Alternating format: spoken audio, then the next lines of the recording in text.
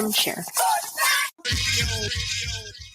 Well, the season's finally here, and the players hit. The Armchair Quarterbacks are back. Saturday, September 9th, 10 a.m. to 2 p.m., you'll be tailgating with the Armchair Quarterbacks. Mac Magee, Brian Snow, Joey and Tones, and the rest of the Armchair Quarterbacks live, 10 a.m. to 2 p.m., Saturdays this fall. Talking college football, SEC, ACC, Big Ten, the NFL, fantasy football advice, and our picks against the spread. It all begins September 9th, right here on Braves Country HD, 99.1 FM, WQEE. Yeah, the Armchair Quarterback, the All-American man.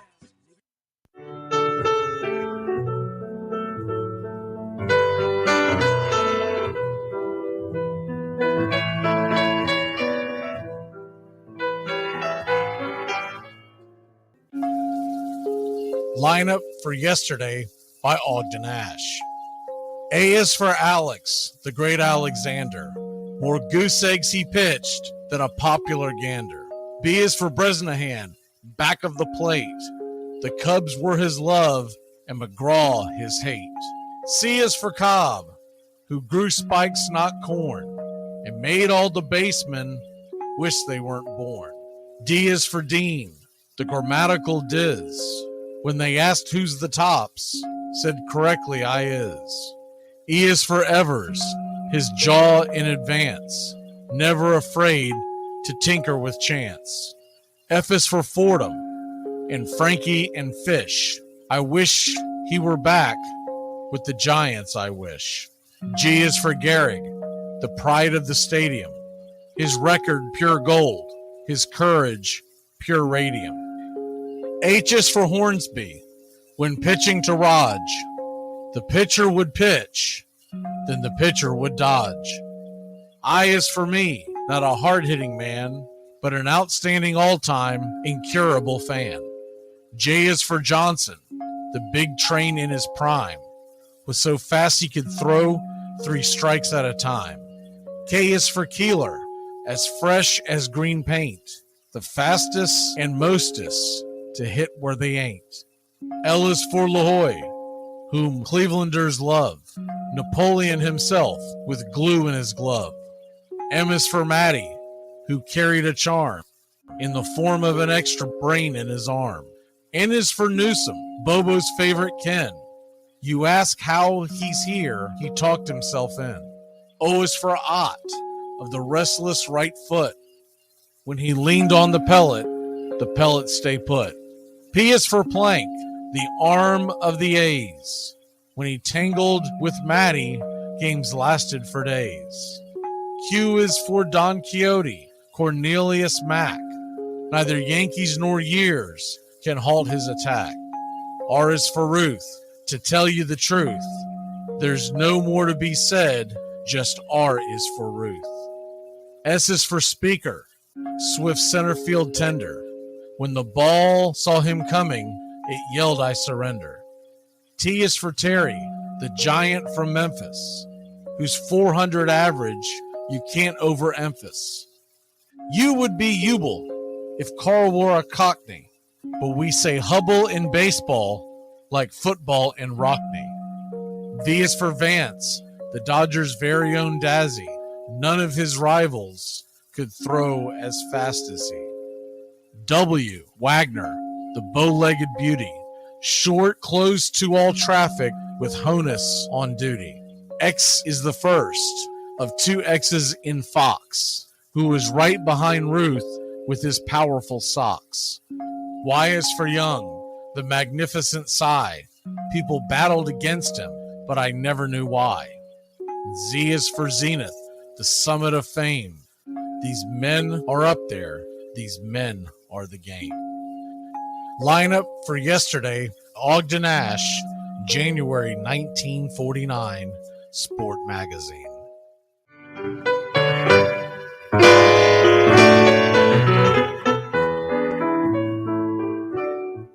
Armchair presents the world's first star in your own radio commercial.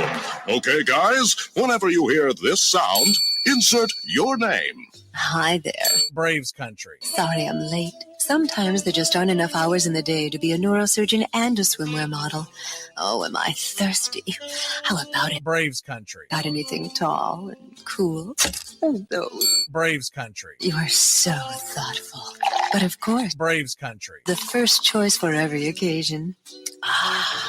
You know, I have a confession to make. If I ever had a son, I'd want to name him. Braves country. Oh, Braves country. come here. Now. Braves country. Braves country. Braves country. Well, you did very well in your first commercial. Braves country. Have a... Braves country. You've earned it. Armchair.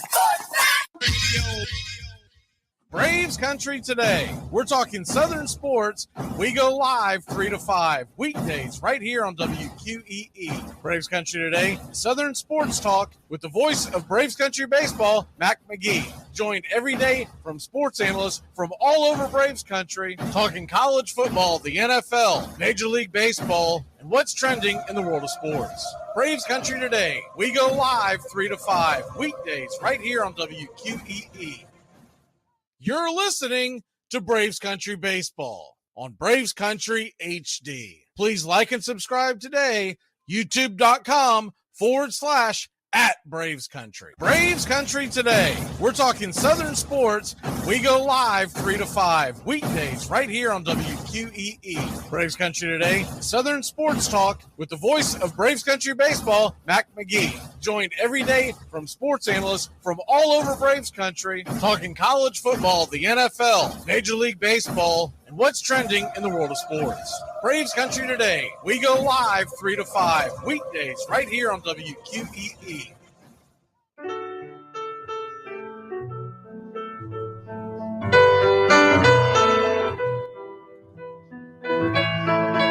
Casey at the Bat by Ernest Lawrence Thayer.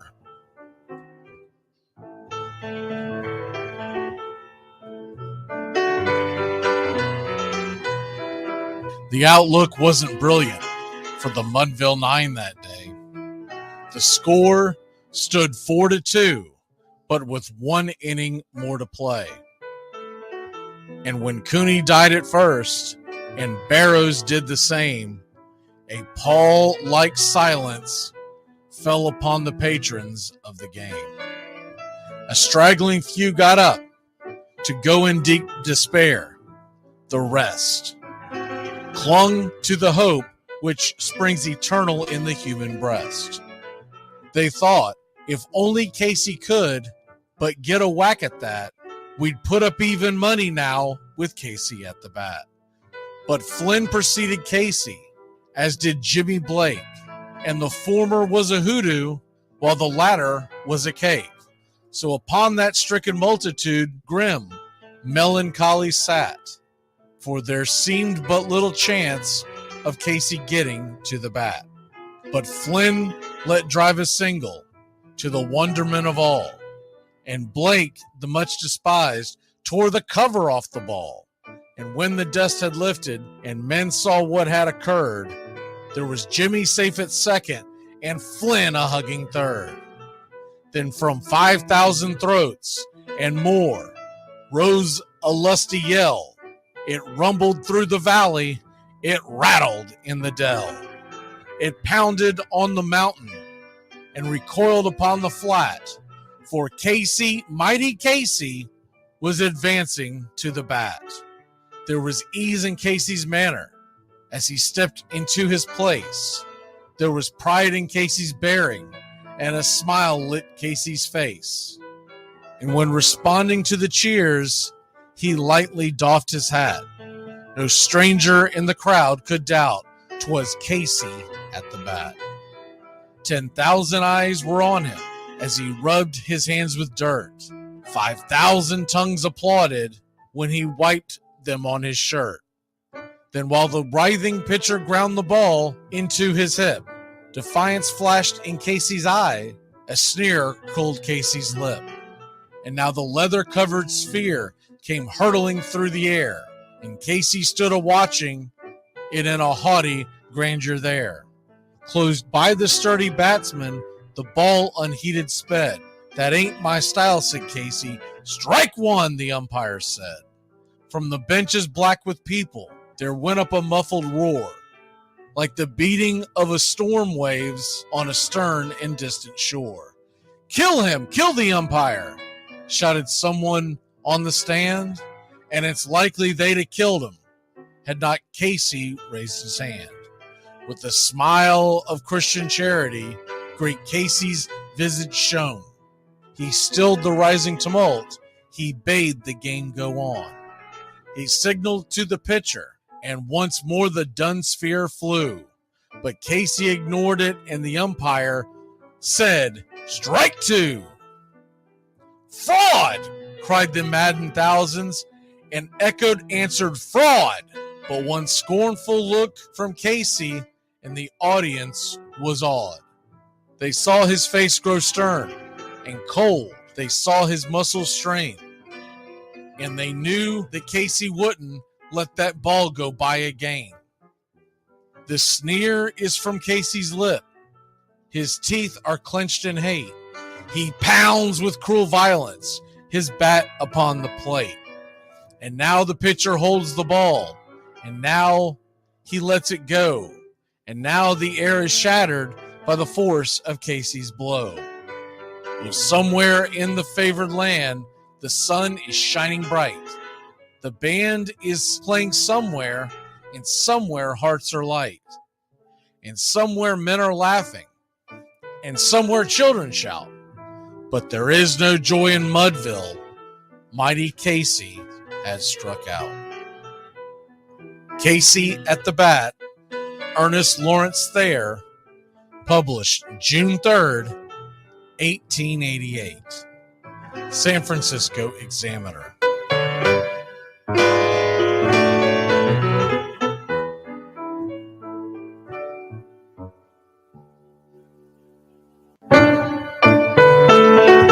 Hey, Braves Country! Braves Country HD is bringing you Braves Country Baseball. Braves Country comes to you every Tuesday night and Friday night, and 2 bonus games every week. Hi, I'm Mac Magee, and we'll be bringing you play-by-play, pitch-by-pitch of your Atlanta Braves. It's free to listen. Please like and subscribe. YouTube.com/@Braves Country. Braves Country Baseball for the fans, by the fans.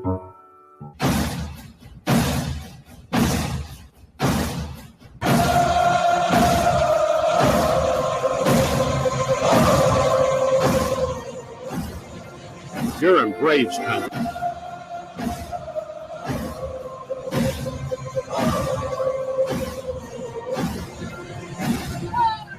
Good evening.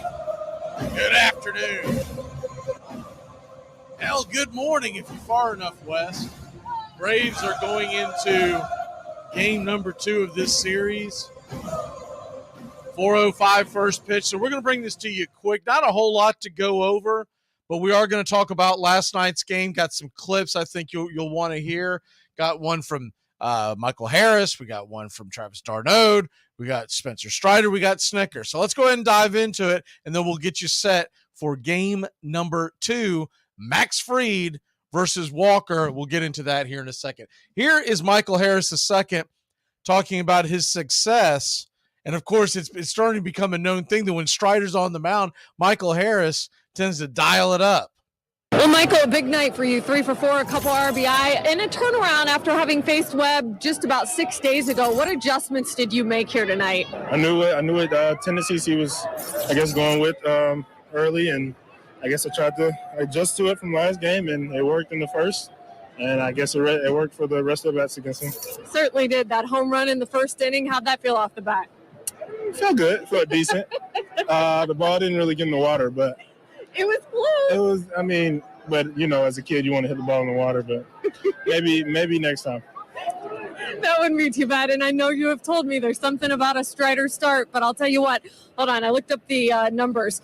In his last 2 starts, you are 7 for 9 at the plate. What's really going on? I don't know, but I wish if Snitker could put him back out there tomorrow, then we could try to make something happen. But I don't know. It's just fun to play behind him. He throws a lot of strikes, get a lot of outs. So I guess the game moves fast, and I guess coincidentally, I tend to have good games when he's throwing. We'll take them all that we can get. Michael, enjoy this one. Thanks a lot. Thank you. Guys. Okay, so Harris had himself a night last night. That's who we gave the game ball. For those of y'all that did not stay up for the game, I'm telling you, don't sleep on this team. This team's good. While you were sleeping, Atlanta Braves won game 1, and we look ahead to game 2 here in a second. But the Braves, you look at what they did in game 1, and it was really Spencer Strider. It's really hard for me not to give the game ball to a guy who gave us the game-winning RBI, hit a home run, went 3 for 4, and stole 2 bases too. That's something we haven't seen a whole lot from Harris. We'll see it periodically, but he was aggressive on the base paths. So I loved what we saw there. Here is Travis d'Arnaud on what he saw from Spencer Strider. In terms of Spencer's makeup, what separates him from the average young guy? Obviously the focus in between every pitch. I think when he makes a mistake, he's really good at letting it go and focusing on the next pitch. Obviously his fastball is a unicorn, it's unique, and on top of that, the command that he has with it is very rare, very unique. And now that his slider's coming along, and now he has a changeup too, it's tough at bat. I'm glad I don't have to face him. I think his changeup's going to be a pretty good weapon, though. You got a lot of weak contact. I think it's more of a weak contact pitch than a swing and miss pitch, even though he did get swing and miss on it. He works tremendously hard. He's very regimented with his routines and with his studying. So he's one of the rare young kids that I've run across. Have you ever seen a pitcher throw as many fastballs down the middle that are not hit? He does. It's a special fastball. He from a different angle. No, not really. Marcell Ozuna is the only other one I can think of who threw, 80% fastballs, at least when I had him in New York. I haven't seen anybody like that. Another night, it seems like you guys have a rotating cast of guys who have the huge night offensively. Tonight's Michael Harris at home. Eddie and Ozuna were picking up a lot of the slack. But how impressed do you continue to be by that in depth and everybody? Oh, super impressed. Every single day, everybody knows it could be anybody that's going to pick the team up. So we're all in good moods. Even if we get out, it's like whatever the guy behind us is going to pick me up, and it makes hitting actually a lot less stressful and a lot easier. For those of us who have not played Major League Baseball, what's it like to be in a 14-pitch at bat? It's exhausting without 2 timeouts now. I used my timeout, I think, too early, and me and Webby kind of know each other. We've played in some golf tournaments together, so we were laughing at each other. And even at the end, we laughed at each other. But it's exhausting now with only 1 timeout and 15 seconds in between every pitches. I don't want to do that ever again. Yeah. So there was Travis d'Arnaud, and we noticed it when the game was going on. You saw him laughing, going back and forth. I knew there was something there. I didn't know that there was a prior relationship with Logan Webb, so that kind of explains a lot of it. I figured Travis d'Arnaud had said something smart ass to him, something like, "Thank God that at bat is over," and he might very well have said something like that. But that was a key at bat, even though it equated into nothing, because I thought it wore out Logan Webb. And your Atlanta Braves go out there. Look, it wasn't a spectacular offensive performance, but they did what they needed to do. What about this? And this gets slept on. You talk about sleeping on something with the late start. This gets slept on. Once again, Marcell Ozuna is the catalyst in this offense. Marcell Ozuna, you're going to look at the box score and not be very impressed. You're going to see 1 for 2. Okay, he had an RBI. It's not too bad, blah, blah, blah, blah, blah. But Marcell Ozuna in that 4th inning really got things going for the Braves and continued the rally that was going on there, drove in. Ozuna had the single to right that drove in Olsen. That was after Olsen doubled to right. I'm not taking anything away from Olsen or Harris, don't get me wrong. But Ozuna once again coming up big. So happy they've got him in the 5 slot. I hope that continues. I hope he continues to play well. But he's not playing well right now, y'all. He has been outstanding. Marcell Ozuna is having himself a year. I bet Marcell Ozuna right now wishes that he was going to free agency. And it's kind of funny because the Braves still have a year of control on him. And you ask everyone to a man 4 months ago, they were ready to give up on Ozuna. And rightfully so. I'm not talking about the off-field incidents. Put those aside. So I'm talking about on the field play. And remember, he had that scare with the hit by pitch on the wrist, and those tests came back negative, and he's been flying ever since. It was that series down in Miami where he started changing things and turning it around, and he attests to it that he changed his entire approach. He changed his entire approach going into that series. And you still see him do it now. Now, look, I'd seen him mimic it before, but he talks about it so much now that you can tell it's constantly on his mind. Staying up the middle, staying up the middle, staying up the middle. He's no longer trying to yank anything. Look, if something gets in his wheelhouse, of course he's going to yank it. But if you're trying to stay up the middle, you have much more. I've heard many of legendary batters talk about this. And I will take their advice over mine any day of the week. But they talk about Chipper. I've heard Chipper Jones mention this. I've heard, you know what? I'm not going to start rattling off names because I know I've heard at least a dozen hitters mention this. Staying up the middle, what it does is it absolutely expands your ability to get the ball fair and down in play, whether it's a home run or not.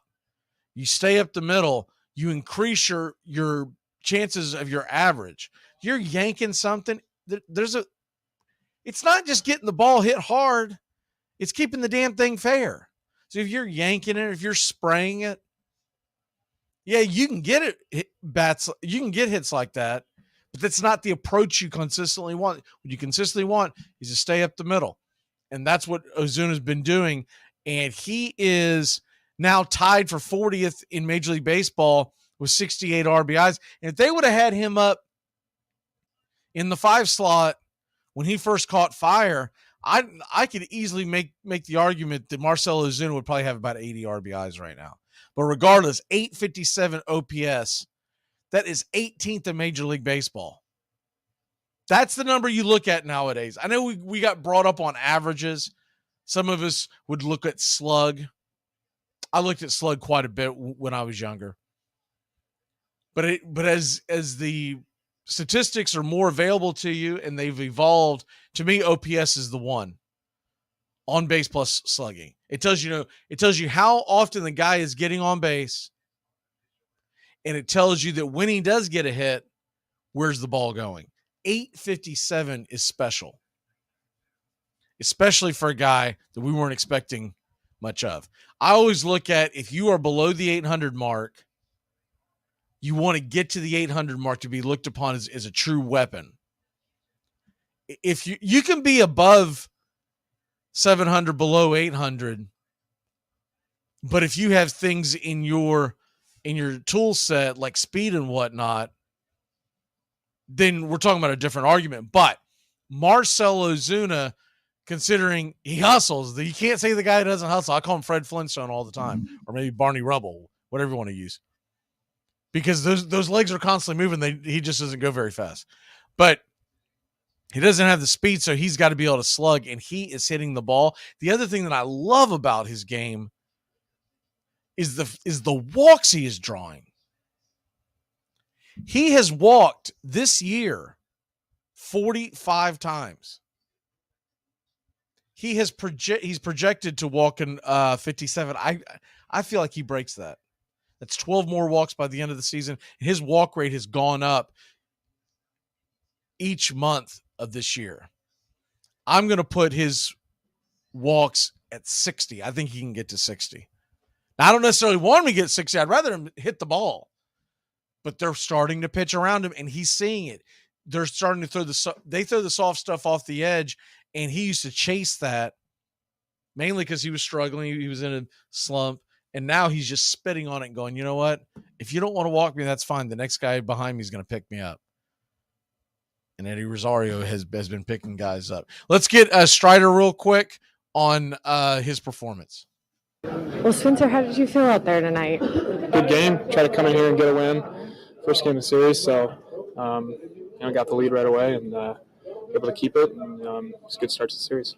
Travis talked about just how good the fastball, the slider, but he mentioned that changeup tonight and how that's kind of really working for you in different situations to a degree. Yeah, I think we only threw it like 3 times, but fastball command was really good. I think that was what led to a lot of success, a lot of quick outs, fly ball outs. It's playing the way we wanted to, and he called a really good game, had a good mix, and it's like I said, got the lead early, so the goal is just try to get as deep as we can and put up zeros. And you told Michael to stop showing you up on your starts. Is that true? Yeah, he needs to relax a little, or at least start giving me some of his pay every 5 days, because something about me pitching is helping him play. So, not that he doesn't play well every day, but we were sitting there before the game eating, and I almost said to him, like, oh, well, probably going to have good games today, huh? And so, of course, he had a good game, so glad I could help him. Spencer, so much focus is on Acuna's offense for obvious reasons, but like the catch he made tonight, he's made a few of those this year. How impressive have you been with his defense? Yeah, he's a 5-tool player. He's one of, if not the most talented players in baseball in the world, and nothing he really does surprises me, just because it's so normal for him to go out and do something spectacular every time he's at the plate or the ball's hit to him. So, having him out there every day is huge. It seemed like they were pretty aggressive on that first pitch when they could be today. Was that a change from last time you faced them, your last start? Or? No, I don't think so. Most teams are aggressive against me. That's what I want. So, that's the idea. Is you got to expect teams to swing. That's how they're going to score, and you got to be able to execute, have a good mix. And like I said, Travis called a great game and did a good job of keeping them off balance and getting some quick outs as well. And I think it's they're a good offense. They put a couple different lineups up against me, and that makes things different. We had success last time, and we weren't able to just sort of run the same script out there with some different guys in the lineup. So, I give a lot of credit to Travis for having a good mix. I think if I have the number right, it was something like 21 2/3 scoreless innings you had thrown. It was maybe the longest in your career, if I heard the guys on our broadcast right. How do you evaluate stretches like that? Are you wishing it had gone obviously longer and working towards that next time, or you just take it as like a really great stretch for yourself? I think every outing is its own outing. Those things are kind of coincidental, and that's great if that works that way. But each outing is its own thing. Try to go out and put us in a position to win the game. Like I said, we got the lead early, and so my goal is just to go and preserve it for us as long as I can. And that's my focus. Next outing, every outing, no matter what how I pitched the outing before, is just try to give us a chance to win that day. Spencer, I know you said they had different guys on the line, so you had to change the script a little bit, but this is not your first time facing the same team in back-to-back starts. Do you generally try to stay with what you had that first time, or do you want to change it up no matter what? Well, they've played other games in between, so I think sometimes people get a little caught up with the back-to-back starts thing. I haven't played anybody else, but they have, so it's not like they're that familiar with it. I think no matter who I'm facing or how many times I face them, the goal is just to go out and execute pitches, have a good mix, and establish my strengths. And that's the only way I'm going to be successful, no matter how often I face a team. Going back to the streak, the catch that Acuna made helped keep your streak, make it go longer than Morton's for the longest in the National League right now. So do you have to give Ronald some of the salary that you're going to be getting from Michael to get that streak going? I guess so, yeah. We'll just put it all in a pot and divvy it out at the end of the year. All right, that was Spencer Strider, and I love getting the perspectives of the pitchers, especially afterwards. And I still think there is a thing when you talk about a guy who's faced someone twice in that short of a time span. I do believe it's advantage hitter. It has to be. If it wasn't, you wouldn't hear so many hitters talk about it and so many pitchers talk about it. But that just tells you how good Spencer Strider's stuff is. They see him twice in a week and they get one earned run off of, what was it, 13, 14 innings pitched that he pitched against them. And I firmly believe he probably could have went out there and given him the 8th inning that he wanted to. But I also got to agree with Snit. I can't sit here all year long and talk about, well, you got to get him out of there. You got to get him out of there. And when he takes him out in the 7th, go, you got to leave him in. No, you got to be consistent. I believe when he hits that mid-90s range, no matter what inning he's in, unless the game is just an absolute blowout, don't send him back out there for that next inning. He's done his job. Now let the guys in the bullpen do their job. Because what you do instead, with it, which you're more likely to do, is have him go out there for one too many innings. He puts ducks on the pond. Then you go get Jimenez.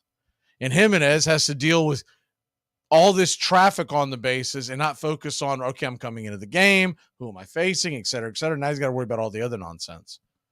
Give him his clean bases when he comes in. He knows as a reliever he's not always going to get that. But give him a leg up when you have the ability to do that. And especially this time of year, nothing wrong with getting Strider out of there before he hits the 100 mark, right? Give him a little extra juice, a little extra rest going into the next series.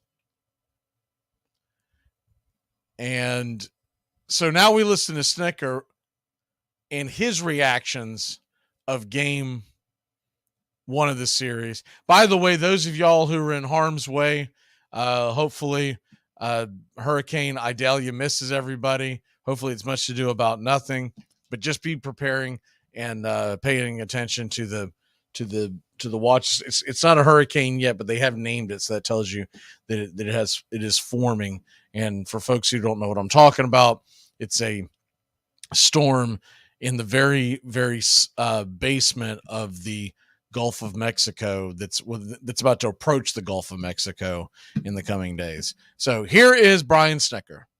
His son's really good. I mean, he had a really good fastball. Everything, the whole package was really good. But I thought his fastball was one of the good ones that he has, obviously. But no, the whole thing's really good. He's pretty animated there at the end talking to you. Is it just giving up that run or what? No, I mean, it was just, that's kind of a little inside joke, I guess, maybe.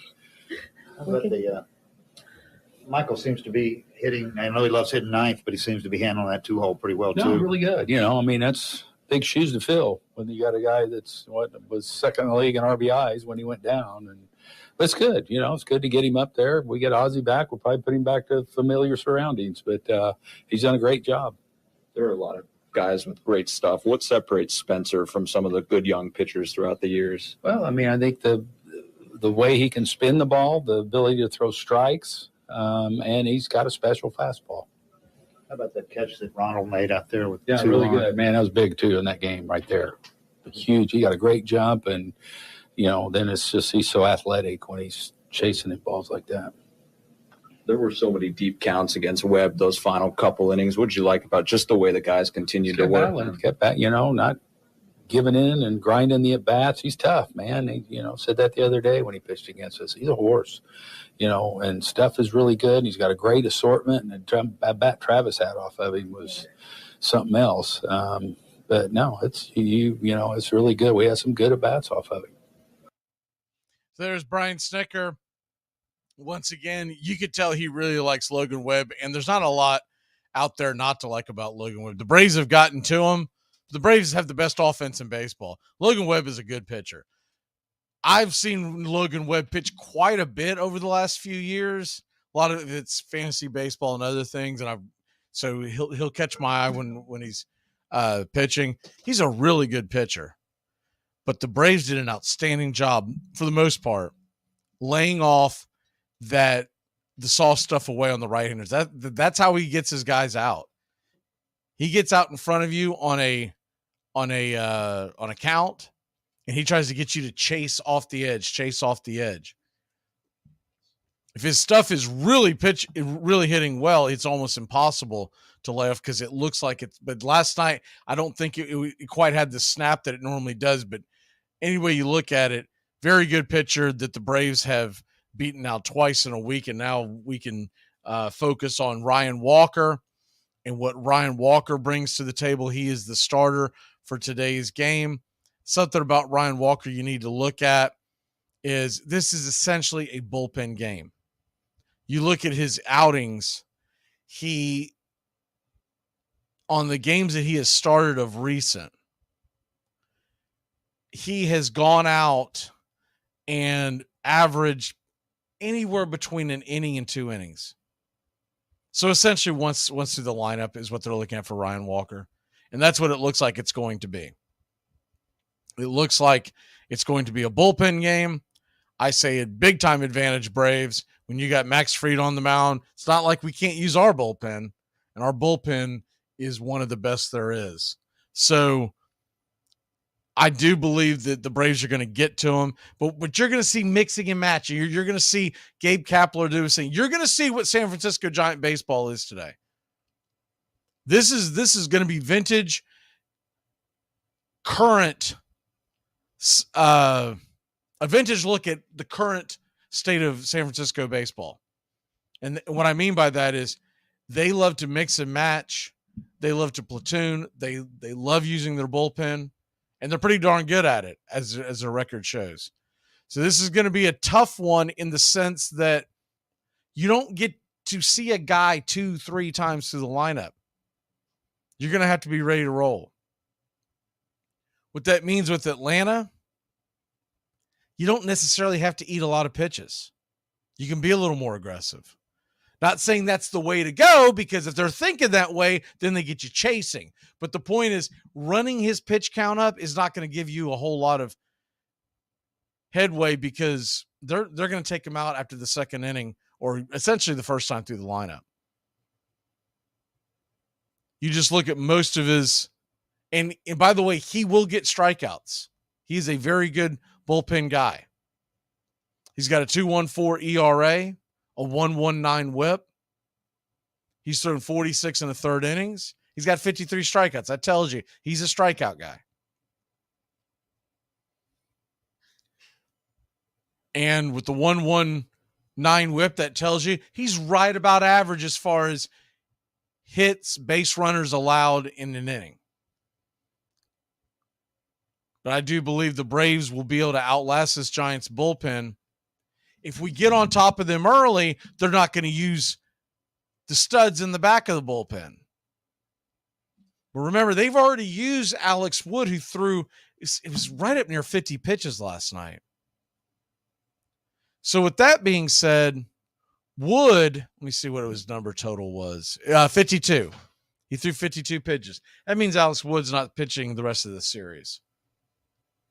And he came in and pitched great. Gave up no runs, 3 2/3. A hell of a piggyback job by Alex Wood. Very Michael Tonkin-like, right? But we don't have to worry about him per se, but the rest of that Giants bullpen, pretty solid bullpen. But if you can get out to the early lead, they're not going to be aggressive and use the guys for the back of the pen, because they are in a very big race themselves. The Giants, talk about that for 1 second. Just look at the big picture in Major League Baseball in the playoffs. The Giants, when you look at the wildcard standings in the National League coming into today, they are 1 game behind the Cubs, and they've hit the skids. Some of it's playing Atlanta. The Cubs have won 6 of their last 10. The Diamondbacks are back in it again. I mean, they're up, they're down. They're spot and dine, seeing onions. They're very Costanza. You don't know what the hell's going on with the Diamondbacks. But the Diamondbacks have won 6 in a row, 9 of their last 10. Philly just kind of on cruise control. They've gone 5 and 5 of their last 10. They've got a 3-game lead in the wild card race. So it's not dire straits. But San Francisco and the Reds, hot on their tail, 1 game out behind the Cubs, 1.5 game behind the Diamondbacks, 4 games behind Philadelphia. So the Giants are in there trying to fight their way into the playoffs. And so they're going to look big picture too. If they fall behind, they're not going to gut their bullpen because they're probably, the conversations going on right now pre-game is, hey, we want to win this game, obviously, but we've got a very good chance to win tomorrow's game. Let's not punt that one because it looks more and more. I don't think we're going to get the exact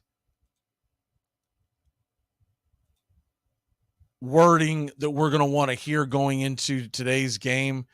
Normally this has just been, I've had a lot of guys hit me up on the fantasy and betting side of it. And I can't tell you how many DMs I've gotten as far as asking, well, who are the Braves pitching on Sunday? And the Braves have not announced it per se, but the three major sports writers that I follow for the Braves all believe it's going to be Schuster. And why wouldn't it be? They called him up. I don't think they called Schuster up just to have him as a fail-safe into the bullpen. Now, they could do that. Things got out of hand today. They could put Schuster in and say, you know what? We're not skipping anybody. We're going to have Elder go tomorrow. That would be Elder's normal 5 days rest would be Elder tomorrow. But it looks like Elder is going to go on Monday. What they could do is say Elder goes tomorrow. We don't want to wreck his confidence, right? Put him in Colorado. Elder is going to go tomorrow and let Schuster go on Tuesday or Monday, excuse me.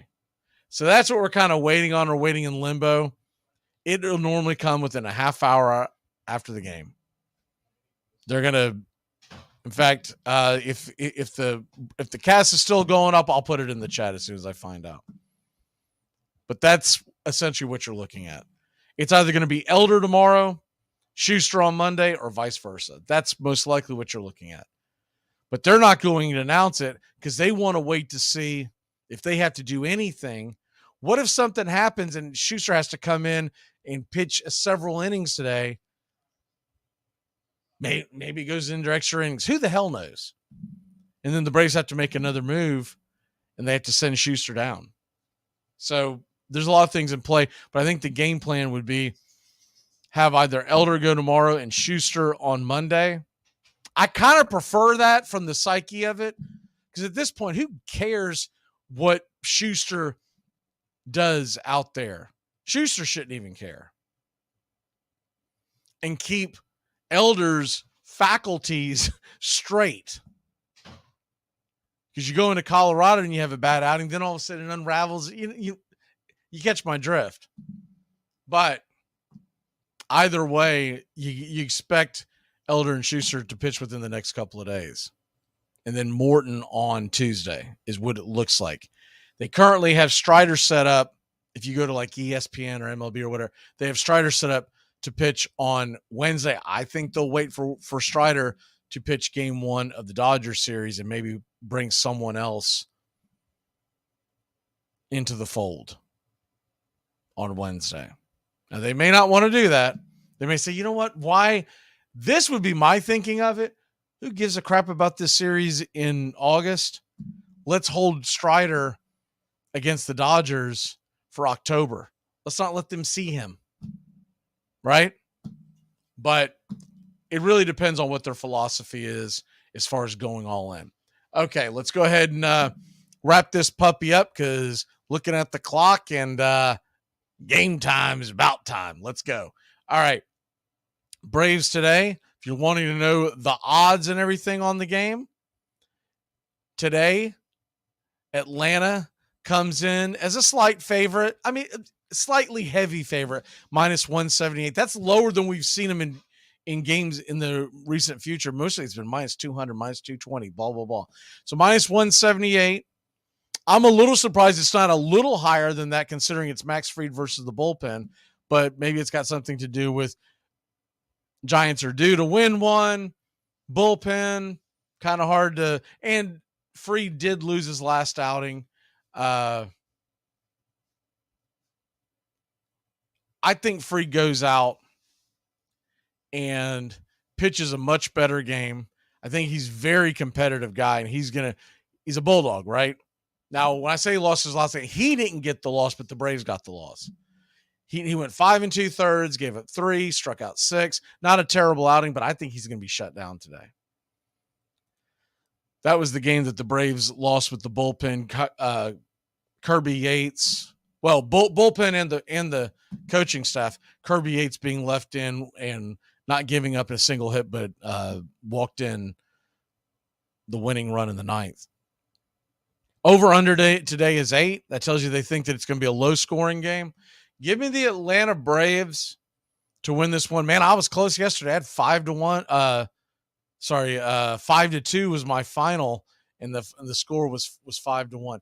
Give me the Braves in another lower scoring game, but I think they get to the bullpen just a little bit. Just a little bit. When I say lower scoring, it's all relative when you talk about the Atlanta Braves. Give me the Braves to win this one 6-1.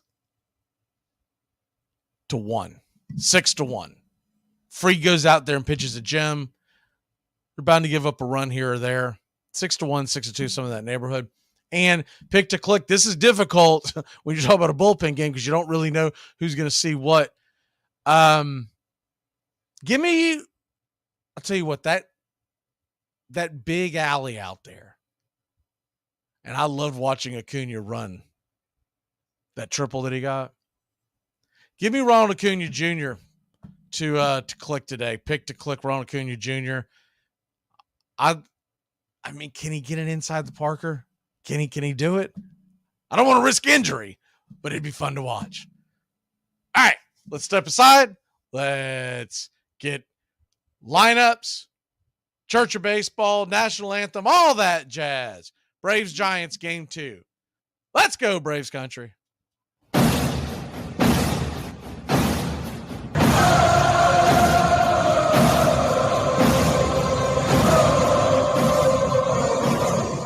You can't drink like me. You can't smoke like me. So don't try and be like me. Let's party together. There's something kind of about a kid that's never played baseball. If baseball is about caring, about loyalty and rivalry. Baerga is 0 for 3. Left center field. Grissom on the run. The team of the 90s has its world championship. There's a very peaceful thing. It was created and played in pastures and meadows. There's grass, there's outdoors, there's everything that people thought was American and feel about America. You get in a ballpark, and it's the wonder of walking through that dark tunnel and seeing a huge open space where men play the little boy's game.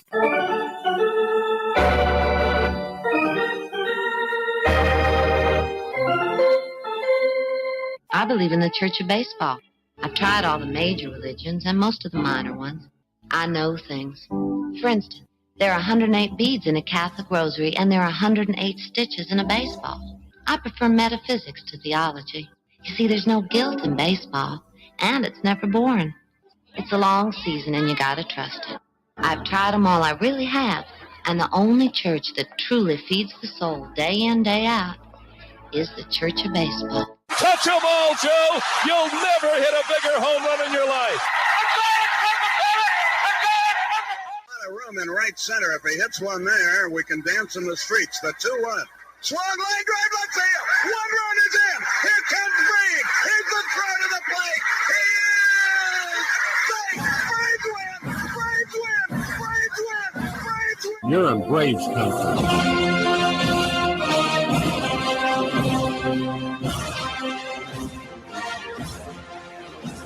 We're down to 1 strike here. Gurriel, the last hope for the Houston Astros.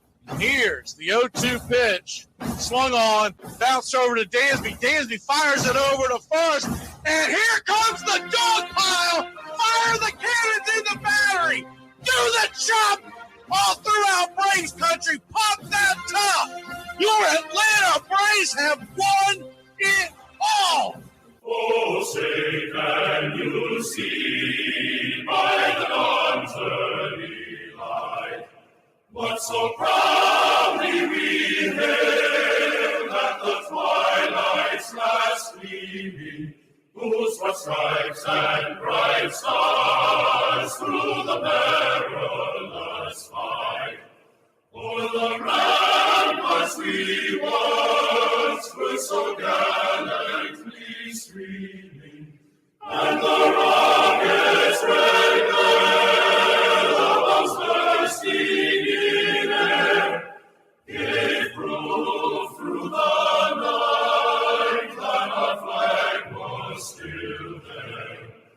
Oh, say does that star-spangled banner yet wave o'er the land of the free and the home of the brave? Play ball! Hey, howdy, hi, and how the hell are you? Pull up an armchair, girls and boys, and join us for Braves Country Baseball. We are live, and the scene is Oracle Park in San Francisco, California, where we're set to bring you pitch by pitch, play by play of your Atlanta Braves. Hi, I'm Mac Magee. Here are your starting lineups for today's action. Leading off and playing right field for your Atlanta Braves, Ronald Acuna Jr., batting .334 on the year, 28 home runs, 74 RBI, and 58 stolen bases on the season. Patrolling center field and batting second for your Atlanta Braves, it's Michael Harris II. Money Mike has 12 home runs, 41 RBI, 19 stolen bases, and a .287 average. Austin Riley batting third, playing third. 29 home runs, 77 RBI, 3 stolen bases, batting .275. Matt Olson, batting cleanup from first base, has 43 home runs, 110 RBI, 1 stolen base, batting .268 on the season. Marcell Ozuna is the designated hitter, 28 home runs, 68 RBI, and a .263 average. Eddie Rosario is in left field with 20 home runs, 63 RBI, 2 stolen bases, batting .261. Sean Murphy, batting seventh and behind home plate, has 20 home runs, 65 RBI, and a .271 average. Orlando Arcia, batting eighth with 14 home runs, a .275 average, 47 RBI. He does have 1 stolen base. And Nicky Lopez, batting ninth and playing second, 1 homer, 21 RBI, 5 stolen bases, batting .242. On the mound for your Atlanta Braves, it's Max Fried. He is 4-1 with a 2.83 ERA through 47 2/3 innings pitched.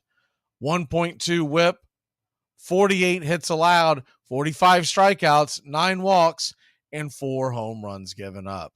He'll be going head-to-head with Ryan Walker, who is 4-2 with a 2.14 ERA, a 1.19 whip, 46 1/3 innings pitched, 42 hits allowed, 53 strikeouts, and 13 walks given up.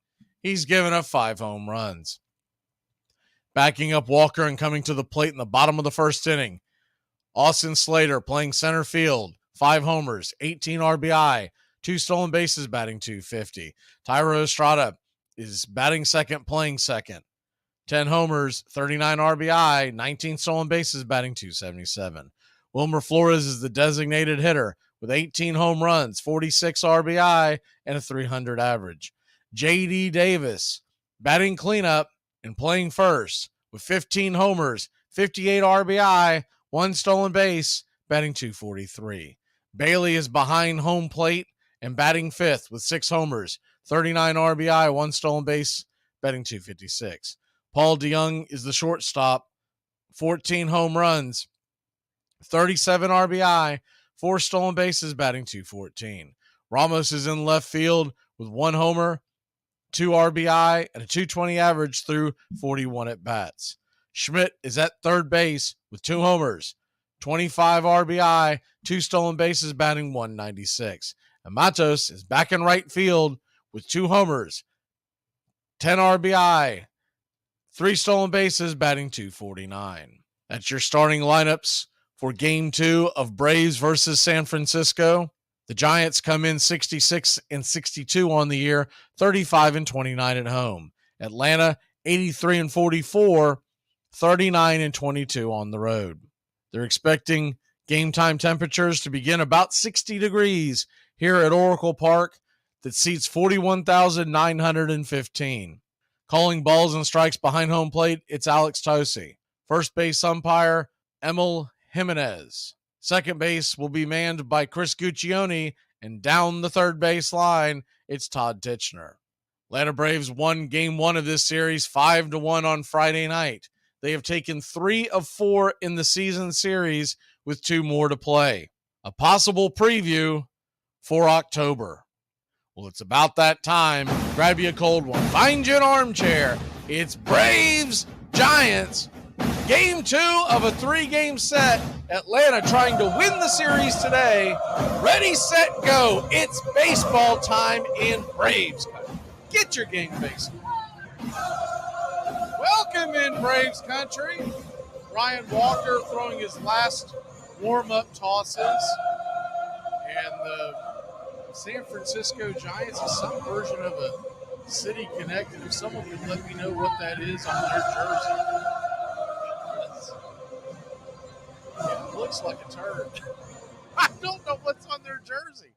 San Francisco's wearing white jersey with San Francisco across in black, and some kind of a turd or something is on the jersey underneath their name. So try to get a close-up of that if anyone's watching that. I can't make it out.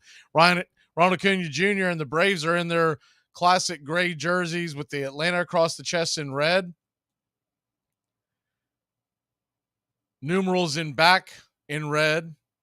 Red tomahawk underneath. And Ryan Walker, we talked about this in the pregame. Expect this to be a bullpen game. He'll go about 2 innings, depending on how quick the Braves can get through the lineup, and we'll see where they go from there. But typically, Walker only sees the lineup one time through. It looks like he's done with his last few warm-up tosses, and it's just about to begin. Supposed to start at 4:05 Eastern. It's 4:06 here on the East Coast. Getting set.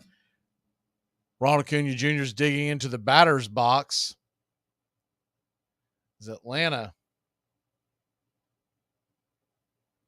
See if they can get on the board early like they did yesterday. It is baseball time in Braves country.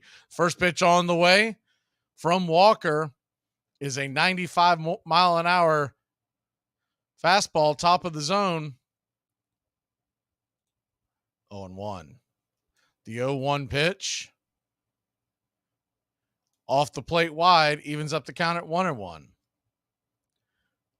Braves nothing, Giants nothing. Welcome into everybody on our YouTube channel. If you want to join in on the chat, it's youtube.com/@BravesCountry. The 1-1 pitch misses away. Ball. Well, they're going to say that was a strike. Okay. I guess they said he went around. That pitch was way out of the zone. Looked like Ronald had held up, but instead it's a 1-2 count. Braves Country HD on YouTube. The 1-2 pitch, swing and a miss at the slider away, and there's a strikeout to start the game, 1 away. Ronald Acuna Jr. kind of shaking his head there as that slider really dove off the plate. A nasty slider. Maybe it's possibly a bear of some sort, but from a distance, it just looks like a big turd on their jersey. I can't make it out. So that'll bring Michael Harris II to the plate. He gets a first pitch wide strike called on him up high, couple inches off the plate. Home plate umpire Alex Tosi. Here we go. It's 0-1. The 0-1 pitch, down and in. Did he go around? They check down the third base umpire. He says, no dice. Todd Tichenor evens up the count at 1-1. Walker working pretty quickly. You got a 1-1 count, 1 out. The pitch on the way, swing and a miss. Throws like a wiffle ball type slider. Dives in on the hands of the lefties, 1-2. That's what he struck Ronald Acuna Jr. out. as it dove away from the plate on the righties. The 1-2 pitch. Swung on, tapped foul down the first base line. Do it again at 1-2. Working the count won't do a lot of good because they won't expect him to pitch very long. The only way that could come into play is if he had a long first inning, then maybe you don't see him in the second. The 1-2 on the way to Harris, swinging a miss, strike three, blew it right by him, 95 up top. And Harris is down on strikes. 2 up, 2 down, 2 strikeouts for Ryan Walker.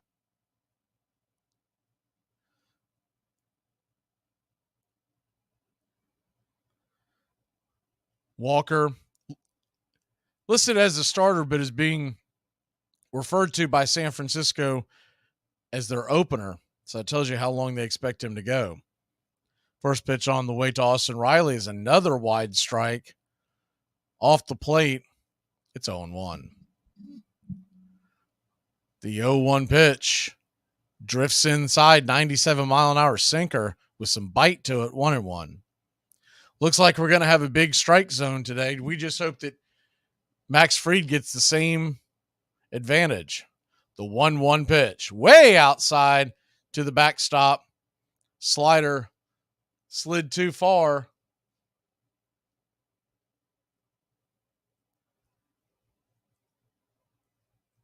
Braves nothing, Giants nothing. The 2-1 pitch, inside, almost gets Riley, has to bend out of the way. Close shave. And it's 3-1. So a 3-1 count on Riley. Matt Olson coming to the plate, or standing on deck, excuse me. The 3-1 pitch, high and inside, ball 4. And now he'll be coming to the plate with 1 on and 2 out. Maybe Matt Olson can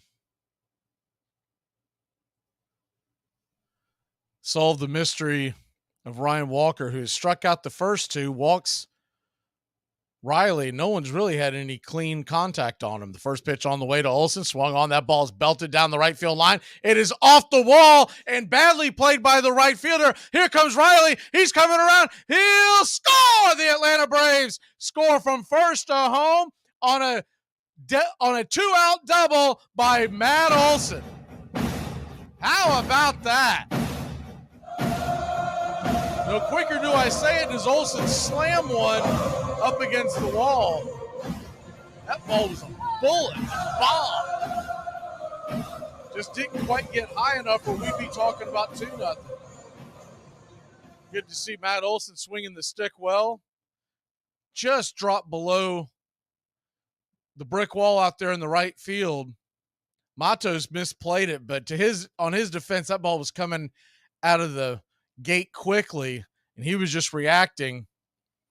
We saw it several times last night. The ball would hit up against, if it gets below that brick wall and hits that padding or the fence down below, either one, the ball almost dies. It's got to be a tricky outfield to play. That'll bring Marcell Ozuna to the plate. Marcell Ozuna with a wry grin on his face. Marcell,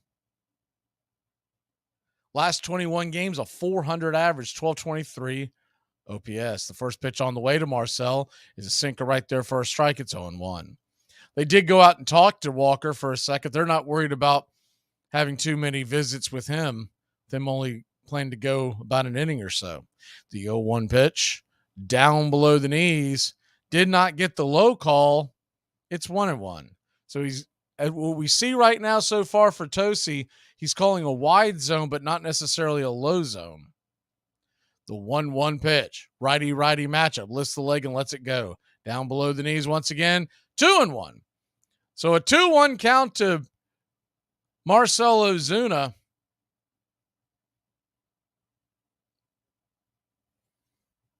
Ozuna, 7 doubles in his last 5 games. The 2-1 pitch just clips the top of the zone. Good pitch by Walker. Might have been a touch inside, but not by much. It's 2-2. They've already got the left-hander working up in the bullpen. You look ahead of that, that could be for Eddie. The 2-2 pitch swung on, Tapper back to the mound, and that'll end the inning. A 1-3 put out, but not before your Atlanta Braves put one on the board. It's 1-0. Hot Atlanta versus San Fran. We'll be back in a flash, Braves country. Everybody's always so quick to tell you that McDonald's is so unhealthy. What about that relationship you in? McStupid. Anyone got a stapler? Got a lot of forms, and there's a slight breeze in here. Law, because paperwork is dramatic. Catch it Thursdays before it catches you.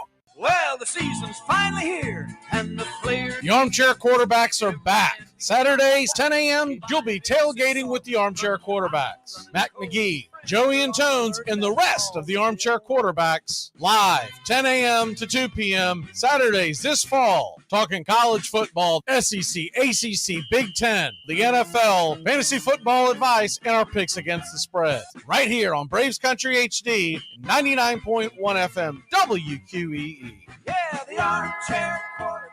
I just got three things to say. God bless our troops. God bless America. And gentlemen, start your engine! Clemente batted .414 in the series, hit 2 doubles, a triple, and 2 home runs, and led the Pirates to the championship in 7 games. A year later, on September 30th, 1972, he passed yet another milestone in his long career. Everybody certainly want Bobby to get that big number 3,000. Matlack on the 0-1. Bobby hits a dive into the gap in left center field. There she is. That winter, an earthquake hit Nicaragua, and Clemente volunteered to carry relief supplies to the victims. On New Year's Eve, his plane crashed into the Atlantic Ocean. His body was never found.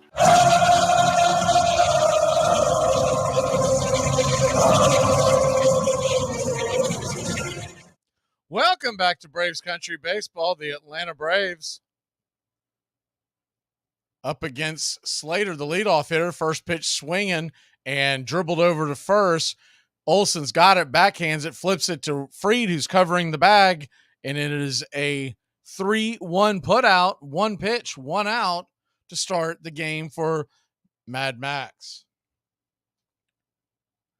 I guess it's some kind of a bear that is on the San Francisco jersey. Really can't make it out. Really oddly placed. First pitch on the way to Estrada. Grabs the outer edge for a strike. It's 0-1. Four-seam fastball. Going in at 91. Not his stronger fastball. The 0-1 pitch. Swung on and fouled away. 94. It's 0-2. Estrada. 10 home runs and a 755 OPS, batting .277 on the year with 39 RBI. Lefty-righty matchup. Max lets it go.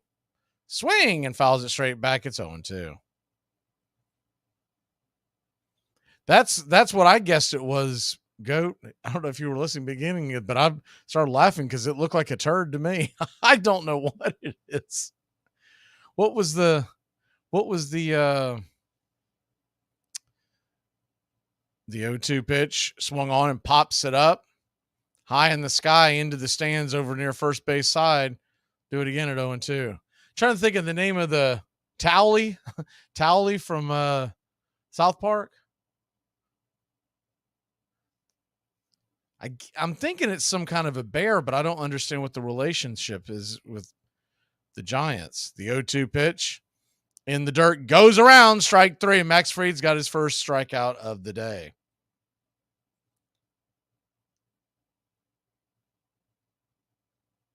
Oh, Mr. Hankey. That's right. Towley was the pothead. Okay, that's right. Mr. Hankey. That's right. It's been years since I've seen any of those episodes, but that's the first thing that came to mind on me. Was like, what in the world? Whoever designed it did a very bad job of coloring it in because it looks very brown from a distance. I think it's actually navy. First pitch on the way from Fried to Flores is right there on the outer edge, but called for a ball. It's 1-0. So we're already seeing where Tosi's got an up and down strike zone. The 1-0 pitch right there for a strike. It's 1-1. He was calling that outer edge in the top of the first, and Fried is yet to get that benefit of the doubt. The 1-1 from Fried lets it fly. Down and away, 2-1.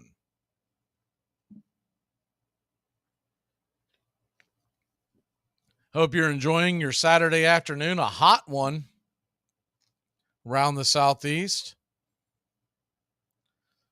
As we brace for a possible hurricane hit next week, the 2-1 pitch swung on. That ball's hammered over to third base. A 5-3 putout will be in order.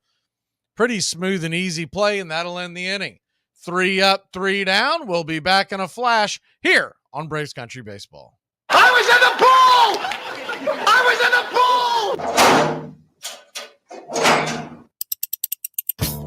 Bobby Bowden, you're the coach for me. Bobby Bowden, please stay in Tallahassee. Them Gator fans used to joke and clown when Florida State would come to town. But they stopped laughing thanks to Bobby P.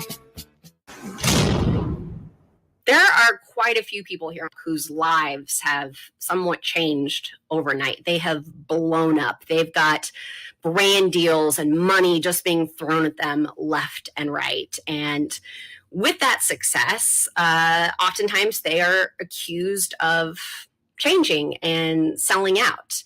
And I want to be very clear about the type of person I am and will always be, because if and when that day comes, I want people to know that it has always been my goal to sell out, and you won't be able to talk to me, peasant. Anyway, still don't have a job. Armchair. That is a Dave & Buster's Power Card. Yes. Now, does your Dave & Buster's card work at any other similar establishments, like, say, TGI Fridays? Mine does not. No, it doesn't. Believe me, I've tried it. Several locations. Okay, well, yeah, because if you recall, I've actually been with you on many of those occasions where you've tried. Right. By the spring of 1861, there were 62 member clubs in the National Association of Baseball Players. Free blacks in northern cities had established their own teams. And Henry Chadwick was trying to start a baseball club in Richmond, Virginia, when the new season was suddenly interrupted.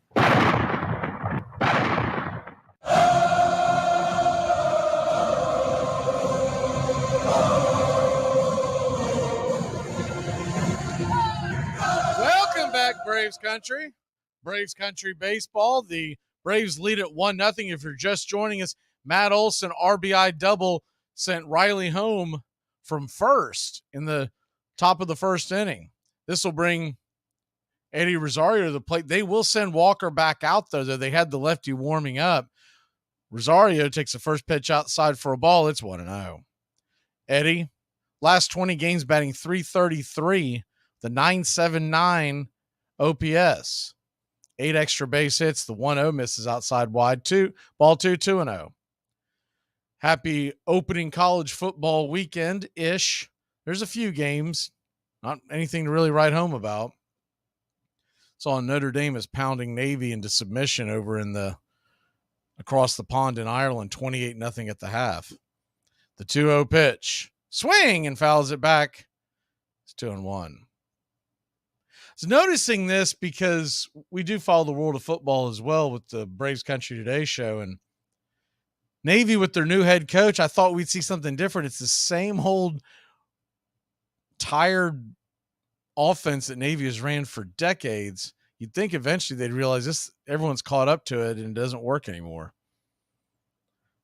The 2-1 to Rosario, righty-lefty matchup. The pitch on the way inside, goes to the backstop, almost gets Eddie. Ball 3-0.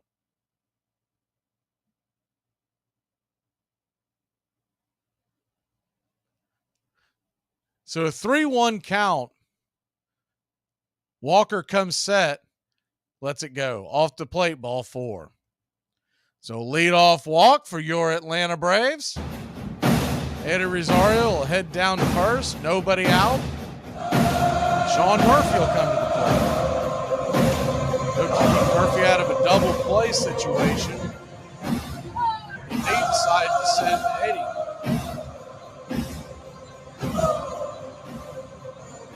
Wind appears to be blowing out of the right field corner First pitch on the way to Sean is inside for a ball. It's 1-0.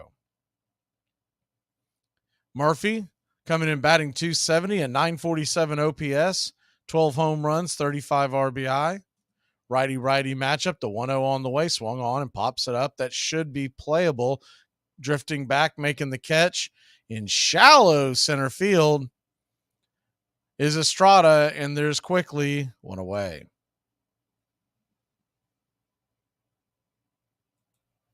Please make sure to smash that like button. We get to 100, it'll take this annoying sign down.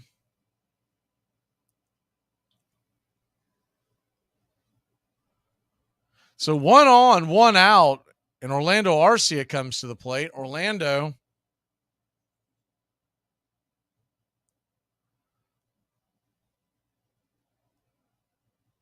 batting .275.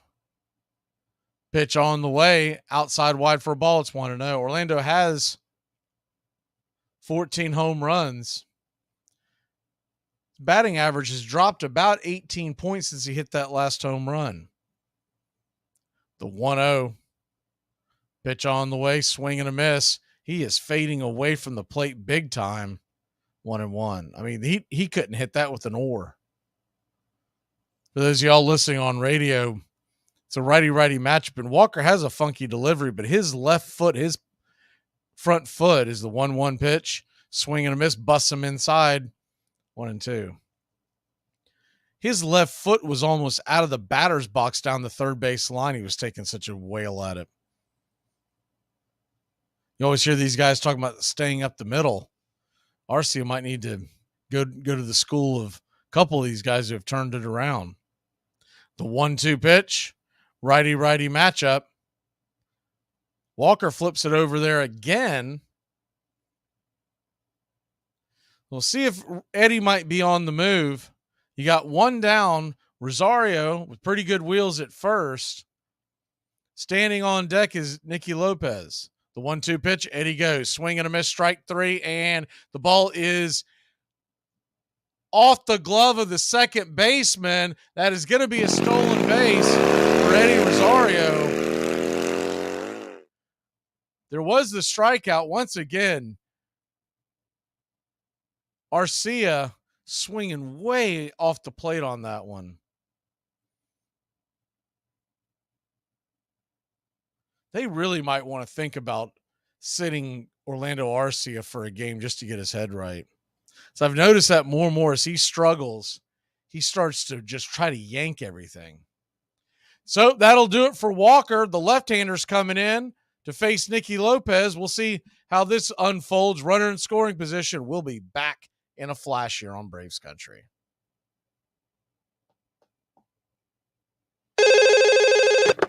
Hello? Hi, is Mark there? Yeah? It's me, Shannon. We met at Jack's party. Yeah! How can I forget? Wow, how you doing? I haven't heard from you in, 9 months. Armchair. Here are some baseball facts you might not have known. The Mets threw a combined no-hitter against the Phillies. Because of 6 walks, it took them 159 pitches. This set the record for the most pitches thrown in a no-hitter. Miguel Cabrera got his 3,000th hit. With that single, he became the first player ever with 3,000 hits, 500 homers, and a Triple Crown. Anthony Rizzo hit 3 homers in a game for the first time in his career. It's the only time where a player hit 3 home runs in a game, averaging just 350 feet. The San Diego Padres may not be known for their defense, but they did just set a new defensive record. The 2022 Padres are the first team in history to start the season with 11 consecutive games without an error. Braves Country today. We're talking Southern sports. We go live 3 to 5 weekdays right here on WQEE. Braves Country today. Southern sports talk with the voice of Braves Country baseball, Mac Magee. Joined every day from sports analysts from all over Braves Country, talking college football, the NFL, Major League Baseball, and what's trending in the world of sports. Braves Country today. We go live 3 to 5 weekdays right here on WQEE. Ricky barred profanity and poker playing and liquor. Offered evening lectures on baseball theory called Skull Sessions. Keeping a promise to his mother, managed just 6 days a week, leaving an assistant to take over for him on Sundays. In 1919, The Browns' crosstown rivals, the hapless St. Louis Cardinals, offered him a still bigger job as general manager at double the salary. He would spend the next 23 years with the Cardinals and in the process profoundly change the game of baseball. Welcome back to Braves Country Baseball, the Atlanta Braves. San Francisco Giants, the left-hander, Sean Manaea, comes out of the bullpen. Now, Manaea typically will throw. He's kind of the bulk guy. He'll come in and probably throw about 3 to 4 innings. The 1-0 pitch blows it right by Lopez. It's 1-1. They may have a different game plan, but typically Sean Manaea, who was once an elite starter in Major League Baseball, normally comes in and faces the lineup twice through the lineup. The 1-1 pitch, did he go around? They're going to say he did. Slider off the plate, 1-2.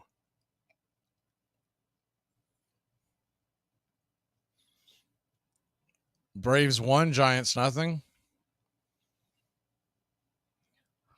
Everyone's in unison wanting the Jets to lose today. Y'all do know that's a preseason game, right? It's practice.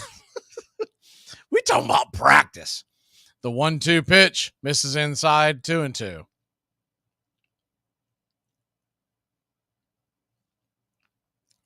Yeah, Notre Dame might as well be a practice game. Navy's no longer a relevant Division I team. The 2-2 pitch in the dirt, 3-2. So a 3-2 count to Nicky.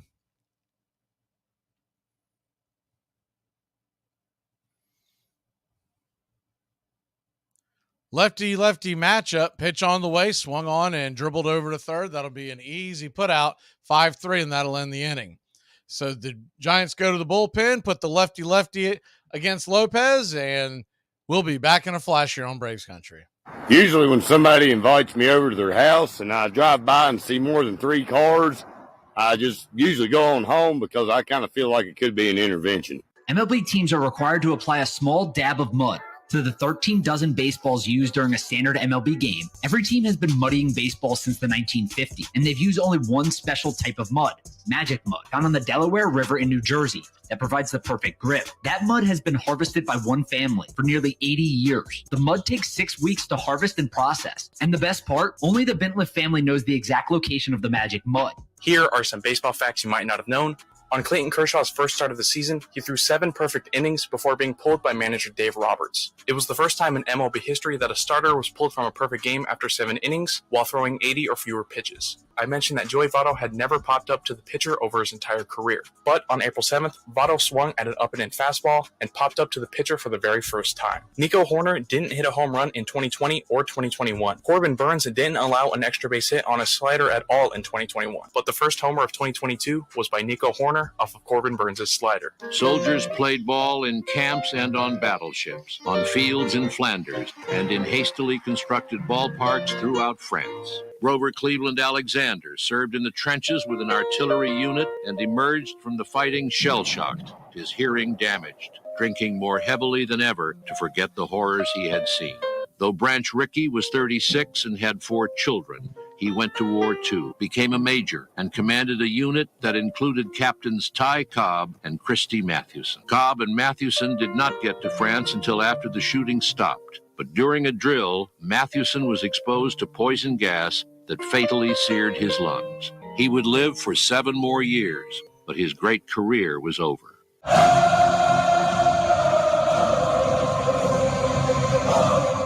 Welcome back to Braves Country Baseball. The Atlanta Braves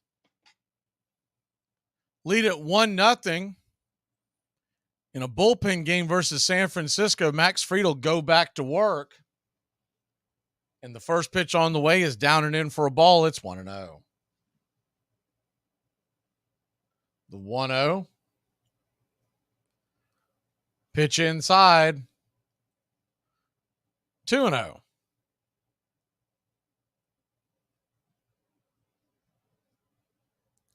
The 2-0 pitch. Swing, and that ball's belted high, not very deep. Giving chase is Eddie Rosario, he will not be able to get there in time. He's going to stretch that into a double. Maybe that was a close play, much closer than I expected it. Nicky Lopez was kind of a nonchalant type of tag there. I think if he dives at the runner, he might have actually got him. I think Nicky thought the runner was well in there. Not sure how he misplayed that.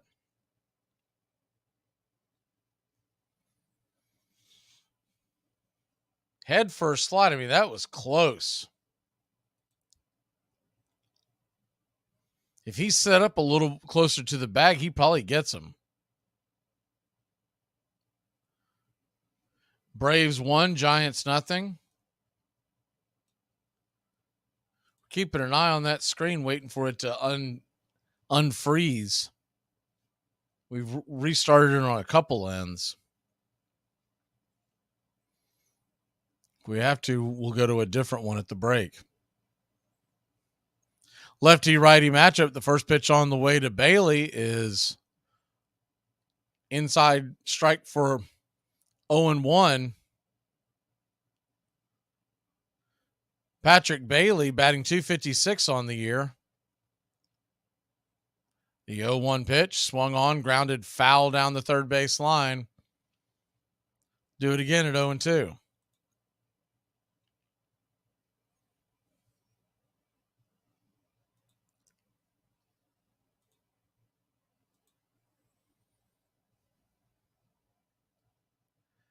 Braves 1, Giants nothing, an 0-2 count. Pitch on the way. Swung on, bang, foul down the first base line. We'll do it again at 0-2.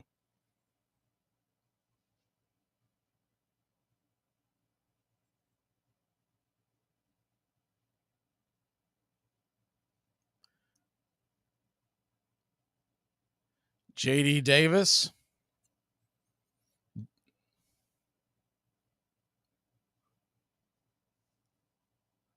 Bouncing back and forth, the 0-2 pitch.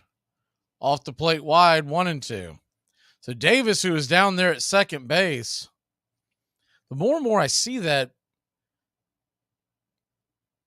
the turd bear, as we're calling it, or Mr. Hankey, it's purple with an orange outline. This is a really strange combination for the Giants. The 1-2 pitch. Swing and a miss, strike 3, 95 up top, and there's one away. For those listening on radio, you can't see it. It's a very bunched up version of some kind of a bear. I'm thinking it's got something to do with the San Francisco area. I don't know. But it's very oddly placed. It looks like more of something that would have been on a Cubs jersey back in the 30s. First pitch on the way to Paul DeYoung is swung on and tapped foul down the third base line, 0-1. Curveball inside.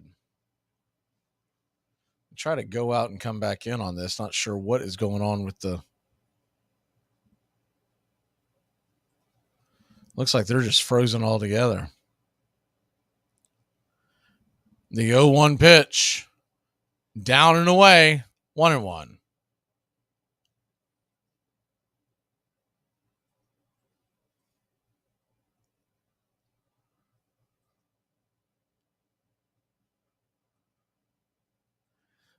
The 1-1 pitch on the way inside, 2-1. So a 2-1 count.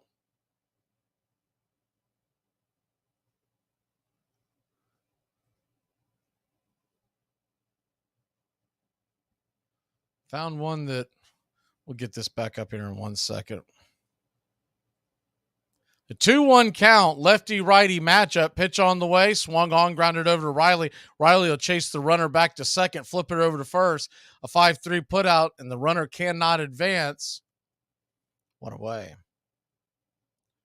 We'll have that work until we get word that the other one is working properly.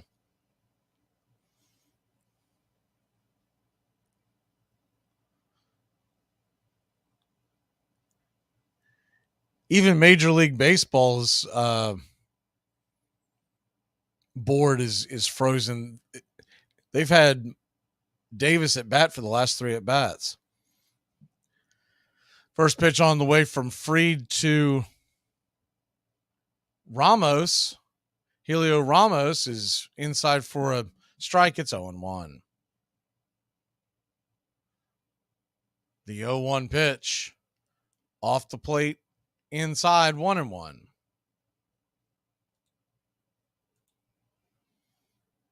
So you got a 1-1 count. Runner on second, 2 outs. Time is called.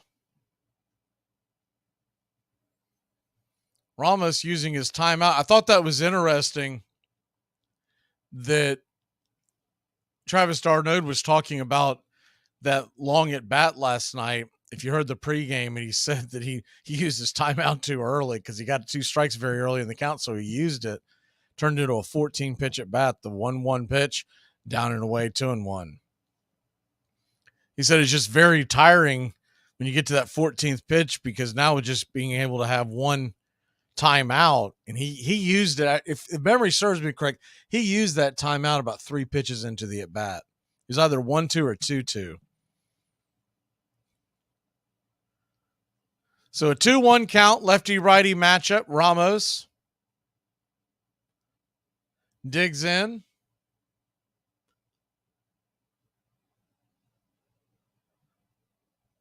Another timeout call. Not sure what this is about. 2-1 from Fried. The pitch on the way. Changeup high and out of the zone. 3-1. 3-1 count to Ramos. Schmidt stands on deck.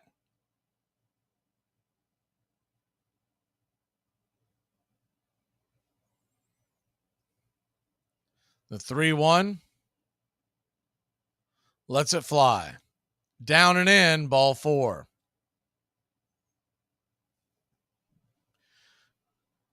So the walk will send Ramos down to first. You got runners on first and second. 2 outs.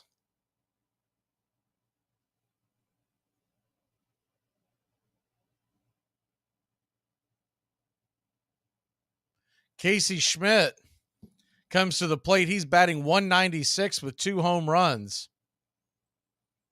The first pitch on the way is a slider, misses high, 1-0.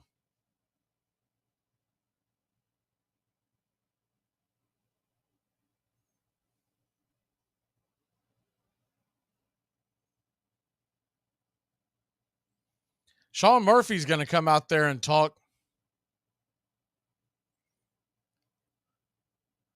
to Fried, probably going over a game plan, probably trying to figure out, also maybe giving him a breather. Max Fried now sitting at 28 pitches.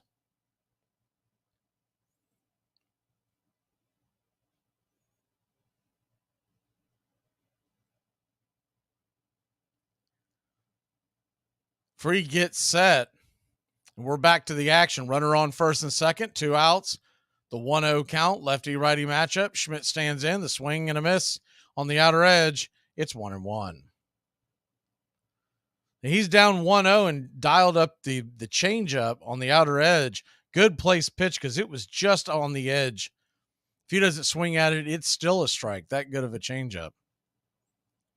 The 1-1 lets it fly. Swung on, pops it up, back out of play. It's 1-2. The Giants with a little bit of a threat here, but Max Fried is 1 strike away from getting out of the jam. Runners on first and second, 2 outs.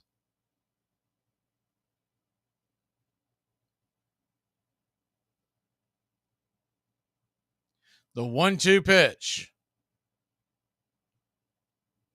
Fried lets it go, swing, and fouls it down the line, 97 miles an hour. A little late on that swing. After seeing high 80s, Max Fried really dialed that one up. Think he wanted to blow it by him.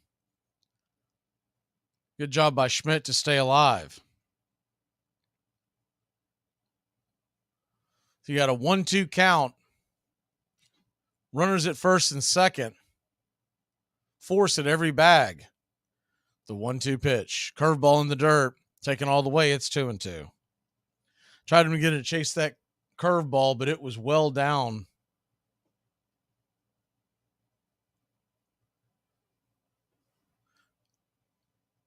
Deuces wild here in the bottom of the second inning. You got 2 on, 2 out, a 2-2 count, pitch and delivery. Changeup just misses outside, 3-2. He tried to place that changeup where he got the strike one changeup, missed off the plate just a touch, and now the runners will be on the move. So tried to catch him napping, but now the runners will be in motion. Pitch on the way, runners go, swung on, pops it up, and that should be playable. Can of corn fighting the wind and the sun is Matt Olson. He'll make the catch, and that'll end the inning. So, bit of a jam, but we got out of it. When we come back, the top of the order for your Atlanta Braves. Do you know why I pulled you over? Because I was at the stop sign for too long? Why was you just sitting there? I was just waiting for it to turn green. Where you headed? I'm at home. Okay, where you live? With my parents. Okay, and where do your parents live? They live with me. Okay, so where's your house? It's next to my neighbor's house. Step out the car, please. I'm going to jail. Hey, Braves Country. Braves Country HD is bringing you Braves Country Baseball. Braves Country comes to you every Tuesday night and Friday night, and 2 bonus games every week. Hi, I'm Mac Magee, and we'll be bringing you play-by-play, pitch-by-pitch of your Atlanta Braves. It's free to listen. Please like and subscribe. YouTube.com/@Braves Country. Braves Country Baseball for the fans, by the fans.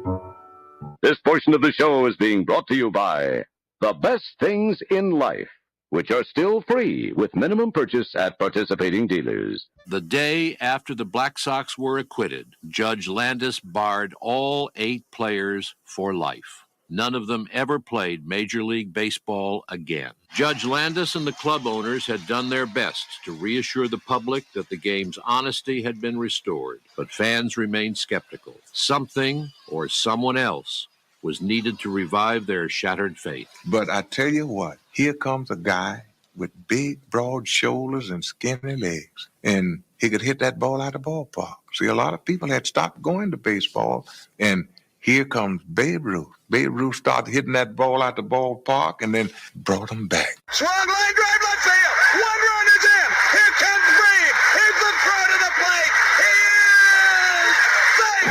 Braves win. Braves win. Braves win.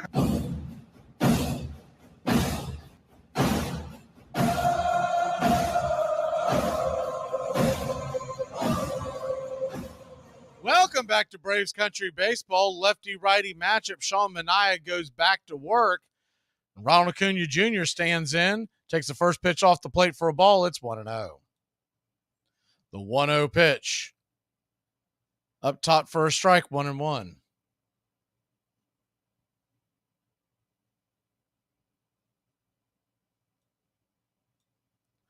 The 1-1. Tap foul off the plate. It's 1-2.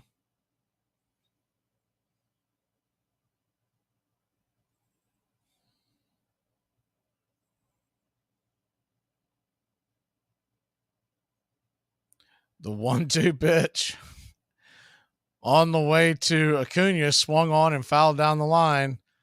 We'll do it again at 1-2. Sean, why don't you get back to us in about 20 years? You'll see if you think your dad's still fat and old. The 1-2 pitch, down and in, 2-2. Good take by Acuna.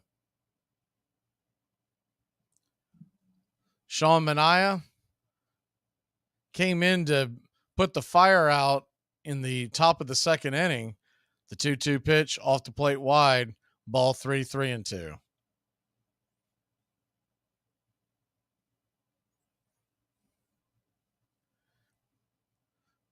Full count. Pitch on the way. Swing, and that ball's rifled into right field. That's going to get down where the green grass grows. Up against the wall. Here comes Acuna, and he's going to slam on the brakes. I thought he was heading for second for sure. He had to slam on the brakes, turn around, do a 180, and head back to first as the right fielder Matos caught that off on a perfect carom and gunned it to second. Matos was laughing. He basically gave Ronald Acuna Jr. a taste of his own medicine. That ball went down, and it just got a perfect – somehow it went from going down the line to taking a turn and smacking up against the wall, ricocheting into the hand of Matos. The first pitch on the way to Harris is right there for a strike. It's 0-1. The 0-1 pitch swung on and pops it up high in the sky. Should be easily playable. It is. The left fielder Ramos comes in to make the catch. 1 down.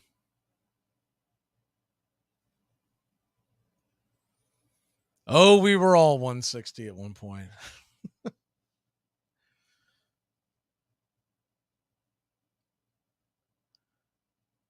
So Austin Riley will come to the plate. Lefty-righty matchup. Riley came home to score on the Matt Olson double his first time up. First pitch on the way to Riley is high, about letter high over the dish. 1-0. He walked his first time up and then came home to score on a double hit by Olson from first. Austin Riley was absolutely gliding around the bases. He gets those long strides going. He can really pick up ground. The 2-0 pitch, outside wide, 3-0. He's not great out the gates, but man, if he gets rolling. 3-0 count to Riley. Runner on first, 1 out. Pitch on the way. Just clipped the top of the zone. It's 3-1. Speaking of Vogelback, I wish Underwater was in the chat, but the 3-1 pitch misses high, ball 4. Been waiting to see him to tell this story. I saw a clip on, I think it was TikTok, and someone had made it, but with the way it's put together, it looks like it was actually done. Vogelback walking up to the plate, and his walk-up music was the Burger King song, BK, have it your way, which is ironic because they just put a Burger King ruling the plate thing up on the screen, but I laughed so damn hard.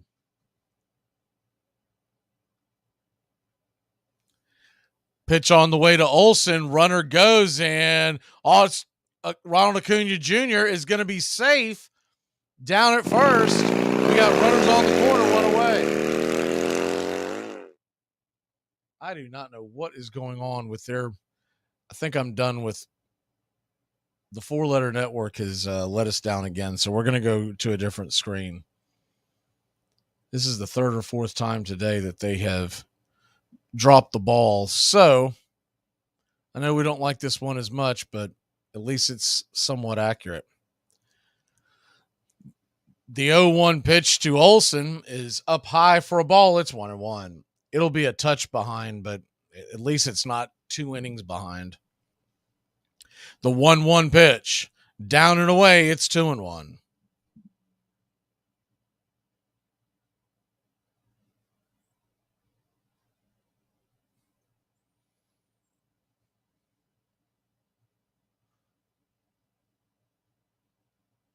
The 2-1 count, pitch on the way. Just misses high. He calls it a strike. Bad call by Tosi once again. It's 2-2. He's got one of the lower ratings for home plate umpires in Major League Baseball. But when I was looking at his ratings, the 2-2 pitch, down and away, 3-2. And reading some of the write-ups, he's typically pretty consistent with where he calls the balls and strikes. You may not like the zone, but he's typically pretty accurate with that. The 3-2 pitch swung on. That ball's going to get dropped into left field, and that is going to be a base hit, and the Atlanta Braves have put another run on the board. Kind of a sawed-off single by Matt Olson. It's funny, when he swung the bat, he just kind of jogged like, well, would have liked to hit it harder, but we did get a run. Ronald Acuna Jr. comes home from third, slicing it into left field. Austin Riley will stop at second.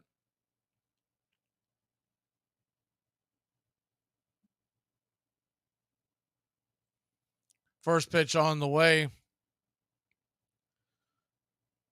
to Marcell Ozuna is swung on and fouled back out of play. It's 0-1. The 0-1 lefty-righty matchup. Pitch on the way. That ball is hammered down the left field line, but foul. That was a hanger. Marcell Ozuna just couldn't keep it straight.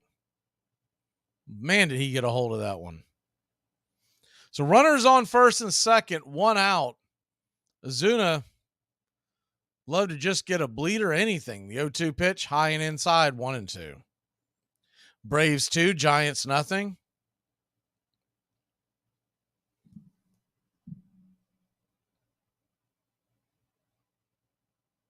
The pitch on the way. Swing and a miss, strike 3. Fastball, outer edge.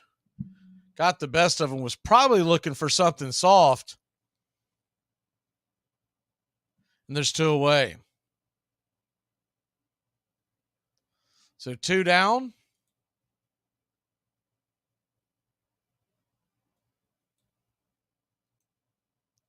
That'll bring Eddie Rosario to the plate. Rosario, he walked his first time up. Of course, was not facing Manaea. First pitch on the way is swing and a miss, nowhere near the ball. Bailing towards the first base side, it's 0-1. Giants are playing back and a little shaded to the right. The 0-1 pitch caught the outer part of the zone up top. It's 0-2. The Braves have 1 in, but would like to get more with 2 on the pond. The 0-2 pitch swung on, just got a piece of that to stay alive. We'll do it again at 0-2.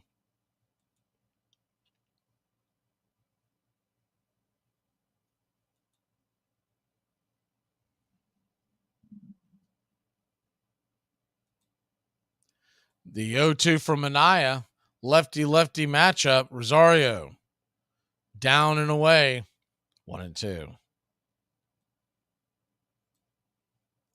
Braves and Giants will be back at it tomorrow night. We'll have the call here. 7 o'clock, 7:10 is first pitch. The 1-2 from Manaea. Inside, 2-2. So Deuce is wild. We got a 2-2 count with 2 outs and 2 on. Braves lead by 2.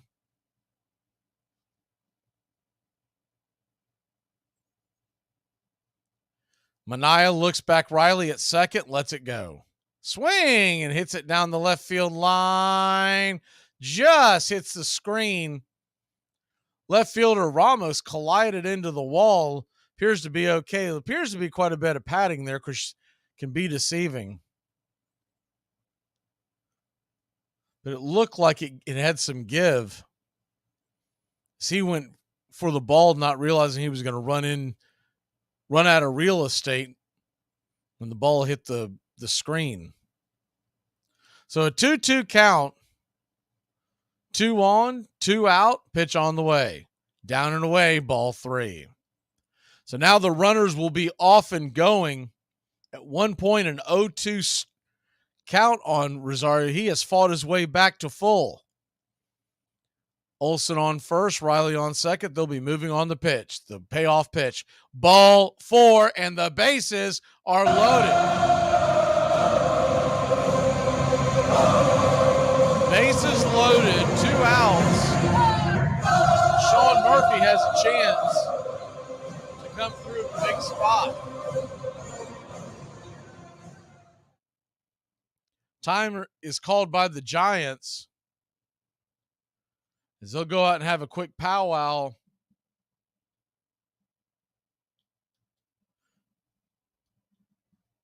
with Manaea.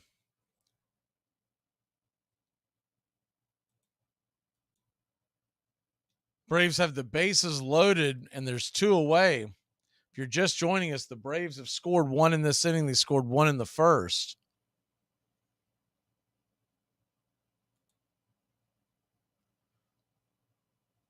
Pitching coach Andrew Bailey returns back to the dugout. Sean Murphy will dig in. Lefty-righty matchup. First pitch on the way. Inside, down and in. They said he went around. might have, it's 0-1. Manaea, 38 pitches. That doesn't jump out at you except for the fact he came in last inning. The 0-1 pitch. Swing! And that ball's rifled just down the third baseline, but foul. Making a attempt to try to catch it was Schmidt, but it was out of his reach. I think if it's fair, it probably goes into his glove. So you got an 0-2 count. They are playing him to pull in the infield back.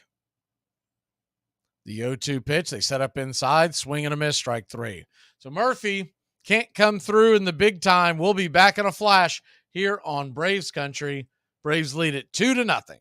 Armchair Quarterbacks Radio, living in an era of baseball where the impossible is unfolding right before our eyes. Salvador Perez, the 2-2. Popped up, Sandoval in foul territory. Giants win! A World Series win for the San Francisco Giants for the third time in the last 5 years. And their hero, Madison Bumgarner. The 1-2 again. Inside corner. The Royals, 2015 World Champion. This is going to be a tough play. Wyatt, the Cubs win the World Series. And the Cubs have finally won it all. High fly ball into right field. She is gone. In a year that has been so improbable, the impossible has happened. Armchair. Here are some baseball facts that you might not have known. Jose Bautista was one of the most electrifying players of all time and has possibly the best bat flip of all time. In 2004, Bautista was struggling at the plate and was subsequently moved around a lot. He started the year with the Orioles, but was traded to the Rays, the Royals, the Mets, and lastly, the Pirates. This made Bautista the first player in baseball history to be on 5 different teams in one season. John McGraw may have championed the old brawling brand of baseball, but his greatest star was Christy Mathewson, a pitcher with a record for clean play so spotless that his wife once felt she had to defend him by saying that while he was a good man, he was no goody-goody. Christy Mathewson was so virtuous, he would not give interviews to sports writers who he heard cheated on their wives. You're listening to Braves Country Baseball on Braves Country HD. Please like and subscribe today, youtube.com/@Braves Country. Welcome back to Braves Country Baseball. Max Fried will go back to work now with a 2-run lead. First pitch on the way is swung on and hit high.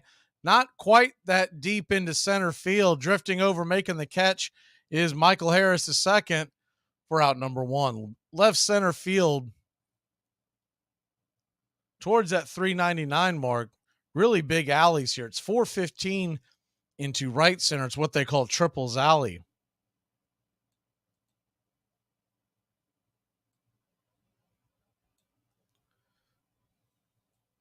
So 1 down, lefty-righty matchup. Slater comes to the plate as the lineup flips over. Pitch on the way is down and inside for a ball. It's 1-0.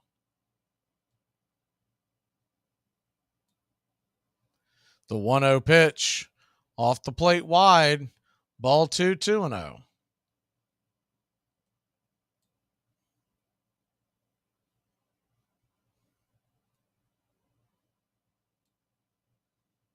The 2-0 from Fried. Kicks and deals. Down and in. Ball 3, 3-0. Comes into this at bat nibbling a little bit. May not be intentional. May just be missing his mark. But he's now worked to a 3-0 count to Slater. The pitch on the way. Right there, top of the strike zone. It's 3-1. Standing on deck is Estrada. Flores is in the hole.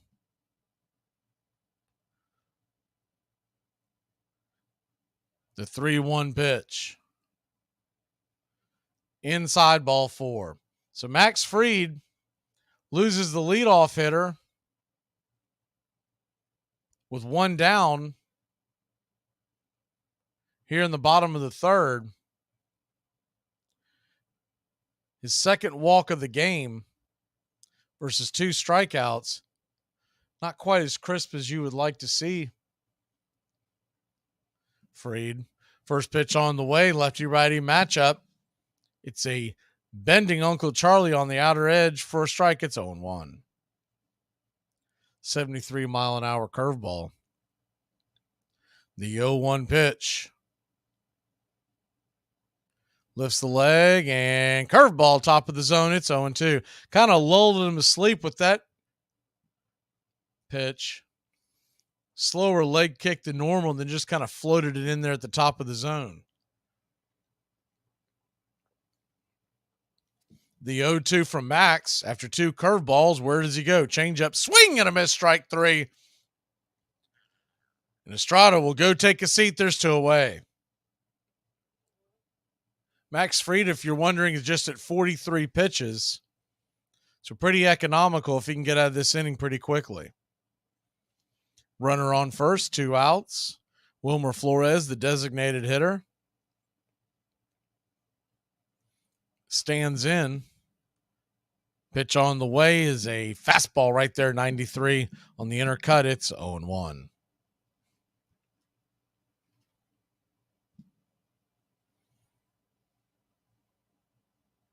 The 0-1 pitch.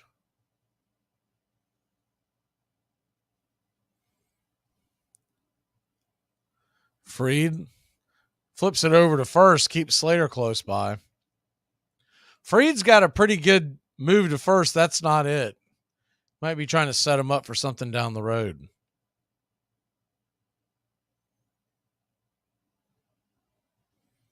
The 0-1 looks into Murphy, lets it go, swung on. That ball is hit high and deep into center field, and this game is tied.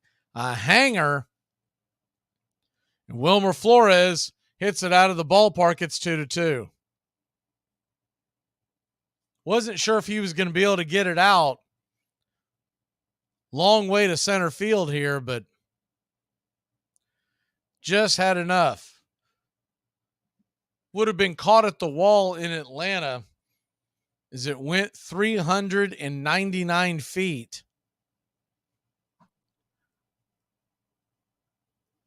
They've got a shorter center field wall per se, but then they've got the big alleys. So it's kind of a strange setup.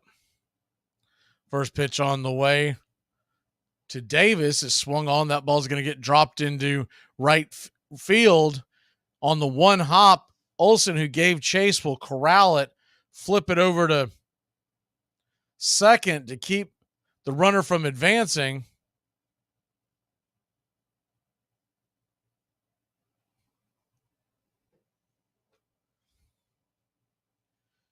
So the game tied now.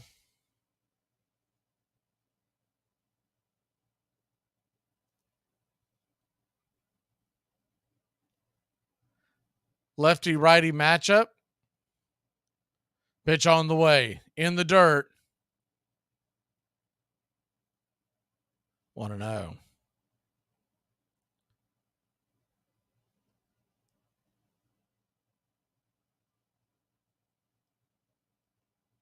I can tell you this, for those of y'all who are sports fans will understand this, the 1-0 pitch right there at the knees for a strike, it's 1-1. You may not be a Notre Dame football fan, but the local television station here has cut into the Notre Dame football game as the 1-1 pitch off the plate wide. 2-1. And they have interrupted the game as it heads to the fourth quarter. Now, it is a blowout, but you know how fans are. They don't want their game changed to cover some kind of an incident downtown. It doesn't look like it's something that's breaking and happening currently. It's just something they wanted to put up there on the screen. The 2-1 pitch is inside, ball 3-1. Some kind of crime was committed, and they're basically covering it afterwards. So it's literally like a 6:00 news type thing, and they've cut into the football game. 3-1 pitch down there at the knees, 3-2. So a full count. The runner will be on the move at first. I just find it a little entertaining because I can imagine the fans around the city going, what the hell are they doing to me? The 3-2 pitch. Curveball. Caught looking, strike three. He got caught watching the paint dry, and that'll end the inning. A bender that just kissed the black. We'll be back in a flash here on Braves Country. You could be like, I'm so sad. And somebody's like, oh, but you're beautiful.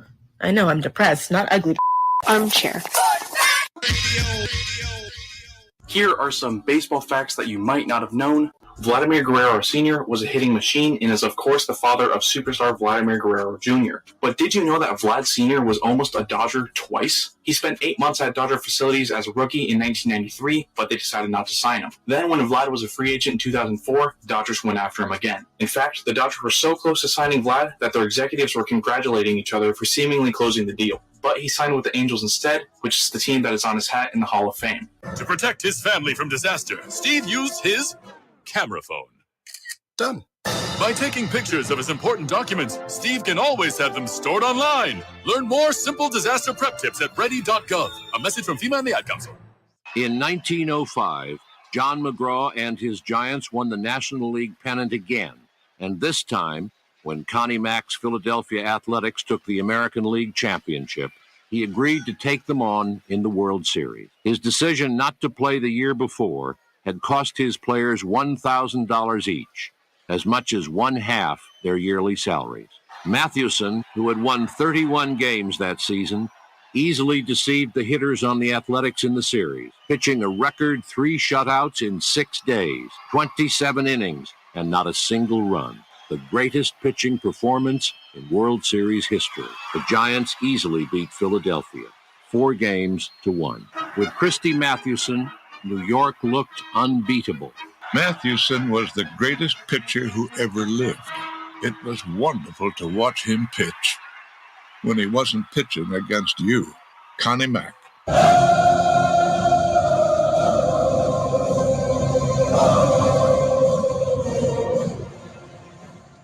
Welcome back to Braves Country Baseball. Atlanta Braves, San Francisco Giants tied it 2. The first pitch on the way is swung on and belted high and deep into the crowd for a strike. It's 0-1.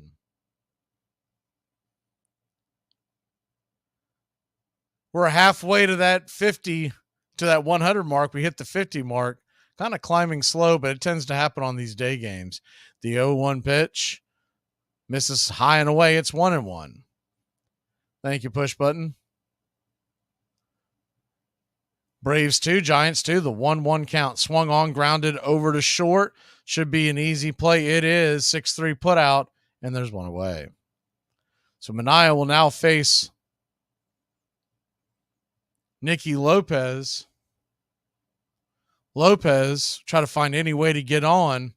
Ronald Acuna Jr. standing on deck.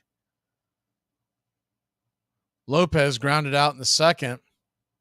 Now batting .241. The pitch on the way, off the plate wide. It's 1-0.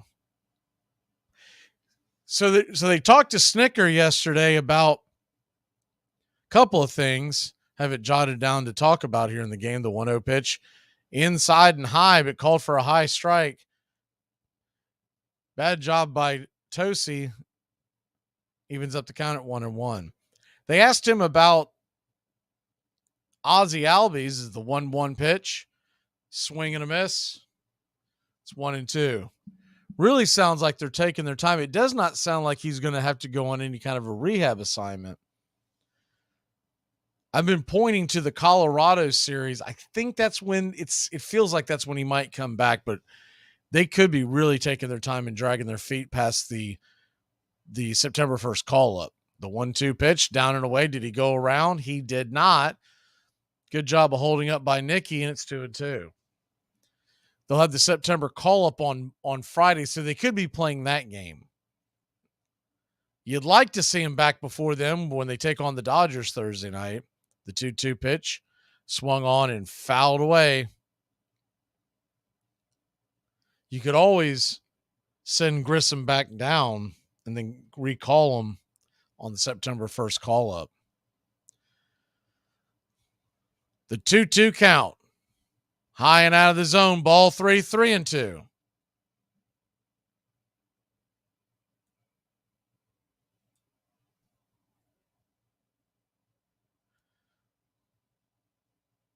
The 3-2 pitch. Swing and a miss, strike 3. Good Lord, blew it right by him. 94 inside. Might have chased one out of the zone. And I absolutely give up on this. I swear to you, before we went to this break, the screen was working. So we are done with them. We'll try him next game. First pitch on the way to Ronald Acuna Jr. Right there, high for a ball. It's 1-0. The 1-0 pitch, top of the zone, 94 fastball, 1-1.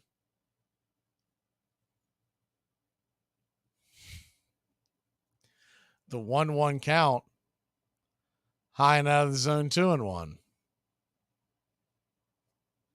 I feel like someone's impersonating Rebel today. The 2-1 pitch. They're going to call that a wide strike. I'm not sure about that one. That one looked off the plate. It's a good frame job by Bailey, but you still got to call it right. So you got a 2-2 count to Acuna. He calls time. Has anyone seen Rebel? Is he okay? He was up late. He was into it. The 2-2 pitch swung on, grounded over to short. That's going to be an easy 6-3 put out. The Braves go quietly. We'll head to the bottom of the fourth. It's 2-2 in San Fran. Why is the dog on the counter? He likes to be tall. Here are some baseball facts that you might not have known. Joey Votto is one of the most patient, disciplined players in the game, and he could be a future Hall of Famer. He also has a ridiculously low pop-up rate over his career, which is at about 2%. Northern Tool and Equipment. My girlfriend has given me a pet name. I'm afraid to ask. Snuggle Muffin. No, it isn't. And she uses it in public. Okay, so give your girlfriend a pet name she'll hate, like Thunder Chunky. I couldn't do that. I see. Too harsh for Snuggle Muffin. Okay. Drown her out with a 200-mile-per-hour cordless leaf blower. Got it. Here she comes. Hey, Snuggle Muffin. What are you doing, Snuggle? I am so out of here. Wait. Come back, Thunder Chunky. There's no problem a little horsepower can't solve. Armchair. Hey, check it out. A snow cone machine. A snow cone machine? You're saying it wrong. It's a snow cone machine. I just found your old milkshake machine. Oh, we're going to have to move the toaster. Between seasons, baseball's brightest stars supplemented their salaries on the vaudeville circuit. Outfielder Turkey Mike Donlin of the New York Giants married an actress and performed with her on tour. Cap Anson recited a monologue written for him by George M. Cohan.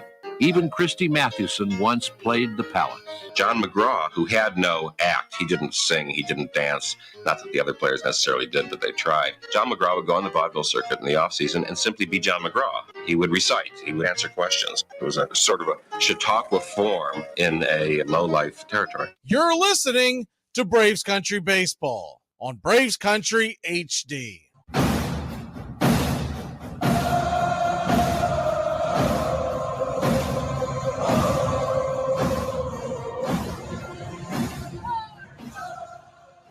Welcome back to Braves Country Baseball.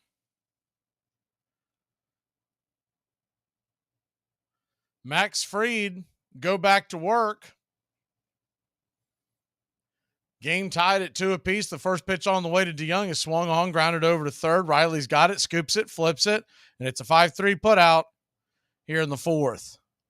2 runs, 3 hits, no errors. Ditto for both the Braves and Giants. Braves have scattered their hits a little more. Giants did all their damage. The 2-run shot by Wilmer Flores. First pitch on the way is down and in for a ball. It's 1-0. Ramos, the number 7 hitter. Schmidt stands on deck. Then keep it going. Matos, the number 9. The 1-0. Swing and a miss. It's 1-1. Curveball down below the ankles.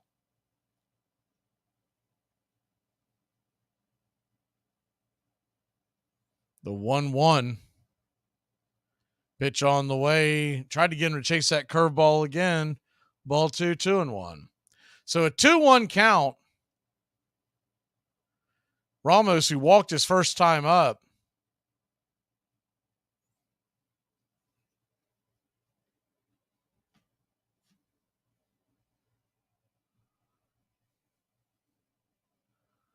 Max Fried sitting at 56 pitches, lets it fly. Swing and a miss, 95, just under the hands. It's 2-2.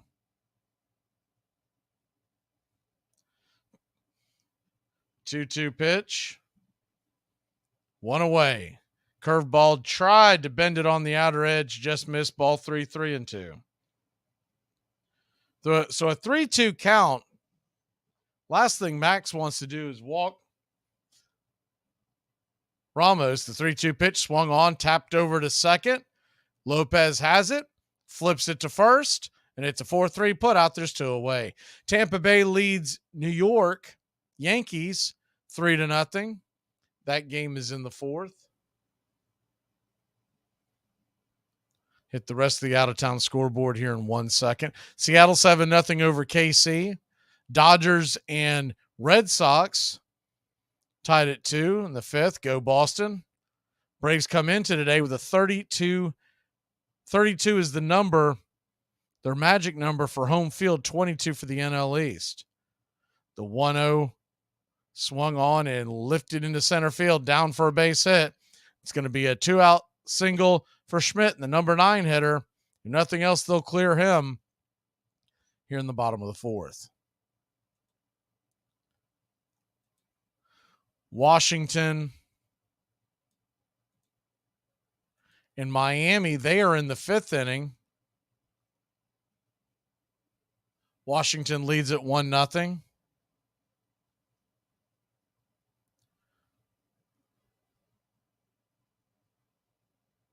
The first pitch on the way. Instead, Fried flips it over to first to keep the runner close by. We'll start it up again. A lot of night games, Major League Baseball today, with the heat index the way it is. They did a very good job this year on not putting a lot of day games in August. First pitch on the way is down and away for a ball. It's 1-0.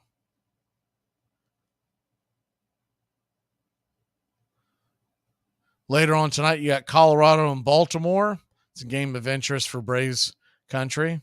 One of the teams that are right there with the Dodgers for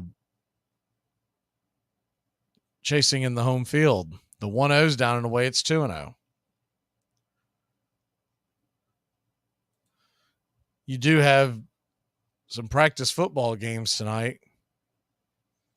Jacksonville and Miami are in action later on this evening. Not expected to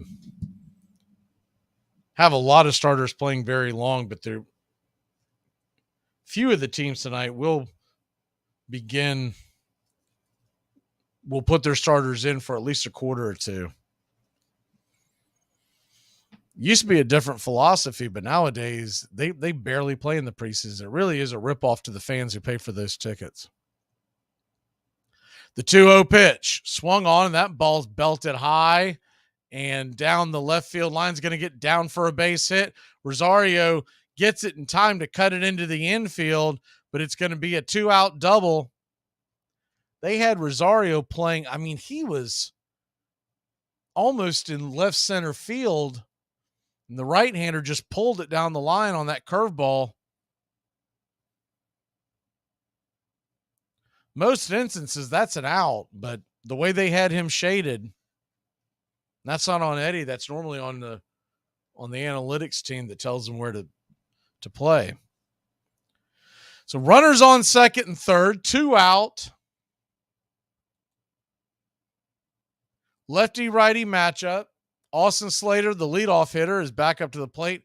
Curveball's nowhere near the zone. It's 1-0.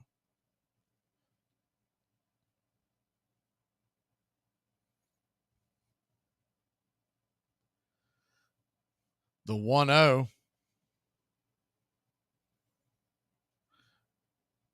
lifts the glove and lets it fly. Down and in, 2-0. So you got a 2-0 count. Runners on second and third. 2 away. Estrada stands on deck. Slater, who walked his last time up, is 0 for 1. The 2-0.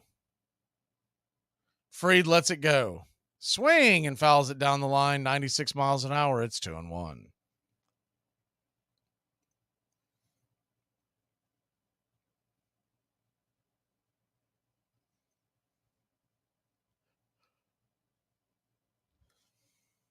You got a 2-1 count.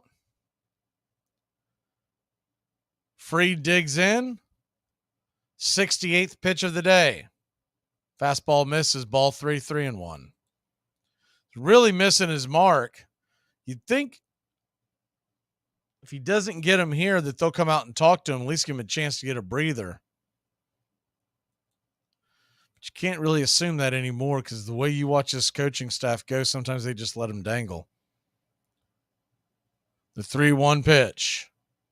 Right there for a strike. Good changeup. Just clipped the corner. And it's a full count. Runners are at second and third, so no movement on the base paths. Max Fried 1 strike away from getting out of this jam. The 3-2 comes set and lets it fly. Swing and a miss, strike 3.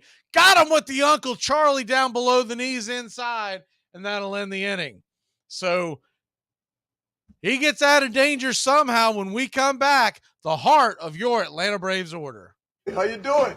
Hi, sir. I would like to look at your most expensive Hank Aaron card, please. Got just the one. Only 4 in circulation, $31,000. Oh, well, that's very, very fine. Yeah. Let me look at your least expensive Hank Aaron card, please. Here are some baseball facts that you might not have known. Stan Musial is one of the most underrated players of all time. He had 3,630 hits, which puts him 4th on the all-time list. But weirdly enough, Stan the Man had exactly 1,815 hits at home and exactly 1,815 hits on the road. At Jewelers Mutual, we're a little obsessed with jewelry. Obsessed like auctioneers with talking fast. 50, we're going to fit sold. Pop stars with auto tune. Yeah. And dentists with asking questions. How did he propose? After they've put their hands in your mouth. Great. Yes, we've made jewelry our obsession for over 100 years. We love it so much we named our kids Ruby, Amber, and Opal. Venti soy latte for Opal? At Jewelers Mutual, we insure jewelry and only jewelry, which is why people who are also obsessed with jewelry trust us with theirs. You get a whole lot of something with Farmers Policy Perks. So much, I'm going to have to speed things up. You can get the Farmers Signal app, and that could get you up to 15% off your auto policy. That's just for using the app and driving like the normal speed limit, hearing, full stop, making lane change, signaling human being you are.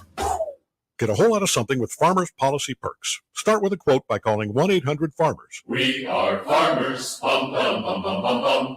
Although the first World Series had been a huge success, the reputation of the game continued to suffer as brawling fans drove away paying customers. Now, Van Johnson ordered his American League owners to have their stadiums patrolled to keep rowdiness down. Players and managers, as well as fans, were expected to behave.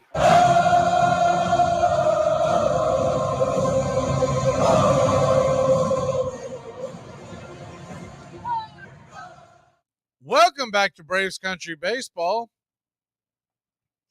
The Atlanta Braves tied up with the Giants. We start the top of the 5th inning, and Manaea will be back out there doing yeoman's work out of the bullpen. He's their bulk guy, and that's the way they like to set it up. As the first pitch is tapped off the plate for a strike by Harris, it's 0-1. The 0-1 pitch, swing and a miss, nowhere near it, 0-2.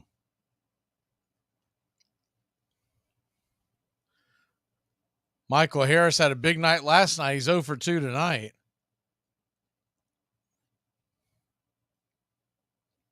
They started off with the side-winding right-hander, then went to the lefty. The 0-2 pitch in the dirt. 1-2.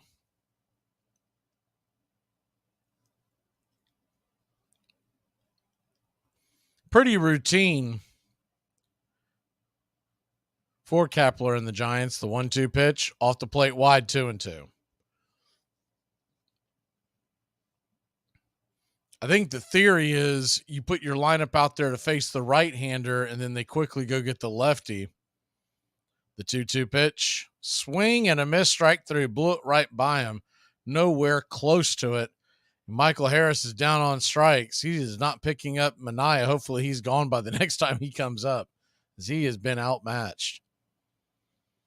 That'll bring Austin Riley to the plate. Austin Riley, 2 walks, scored a run. The first pitch on the way, swing, and that ball is belted high and deep, going back on the track. Is it gone?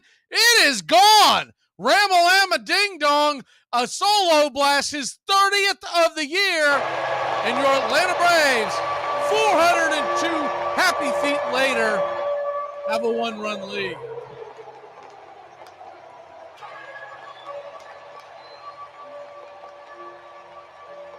He put that on a platter. Riley did not miss. Got his hands inside and just turned on it. Picture perfect home run by Riley into the left field seats. That'll bring Matt Olson to the plate. Olson takes a hack and a whiff at the first pitch. Slider, it's 0-1. Braves 3, Giants 2. Top of the 5th, the 0-1 pitch. Swing and a miss. 0-2.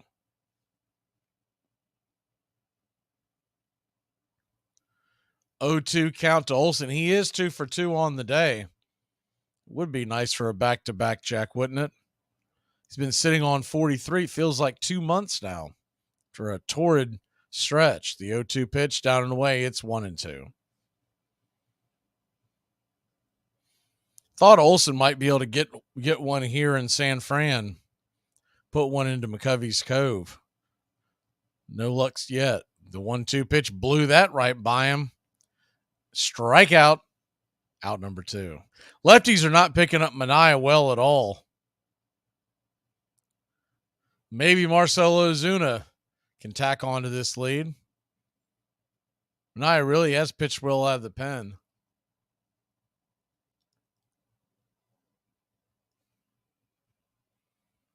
Lefty-righty matchup. The first pitch on the way is just off the plate wide for a ball. It's 1-0.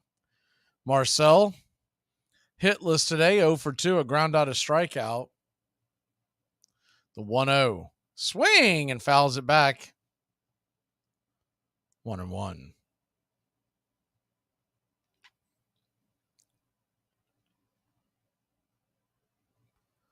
Braves 3, Giants 2. The 1-1 to Marcell.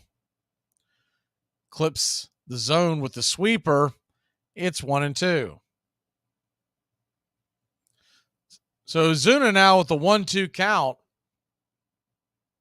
On deck is Rosario. Pitch on the way, swing, and that ball is corkscrewed over to second.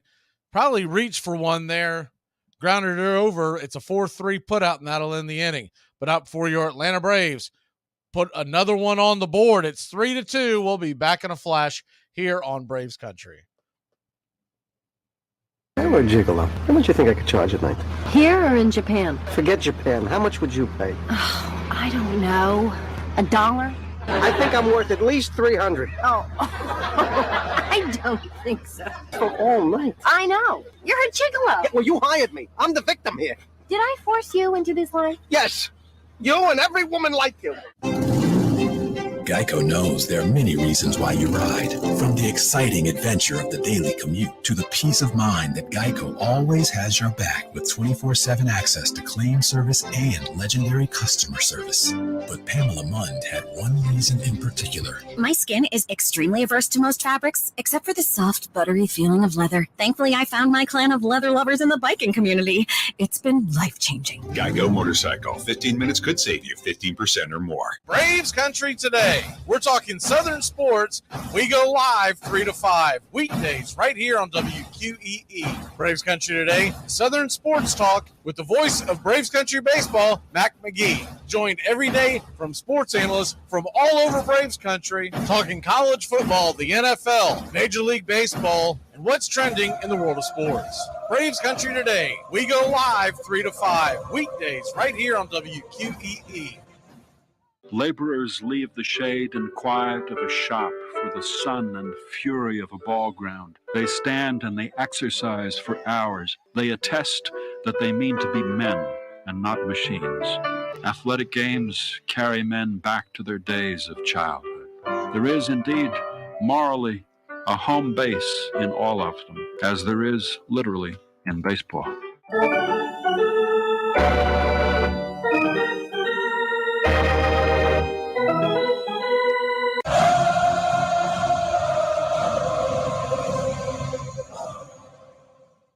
Welcome back to Braves Country Baseball. Max Fried will go back out there, see if he can try to qualify for the win here. Estrada takes the first pitch 1-0, and then the second one on the way is swung on, grounded up the middle. Making the play is Lopez. He had to charge in, scoop it over, and flip it over to first. 4-3 put out for out number one. We love Max to get into the sixth, but it's been a struggle today. I think at this point you would take 5 innings and see if the bullpen can shut it down. First pitch on the way to Wilmer Flores, who hit a home run his last time up. The 2 runs the Giants have pushed across. Misses outside for a ball. It's 1-0. The 1-0 right there at the knees for a strike. Fastball, 1-1.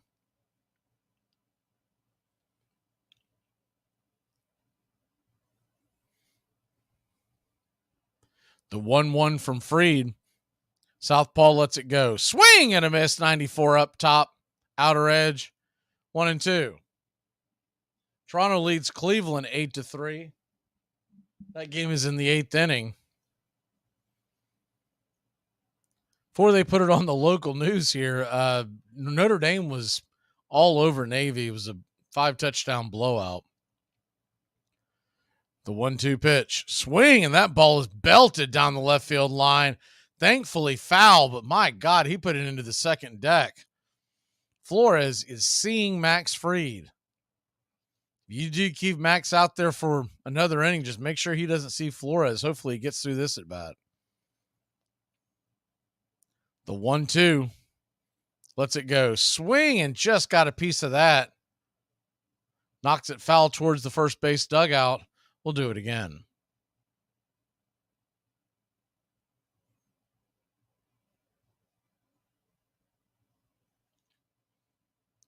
The 1-2. Let it go. Swung on and fouls that one back. 86 up top.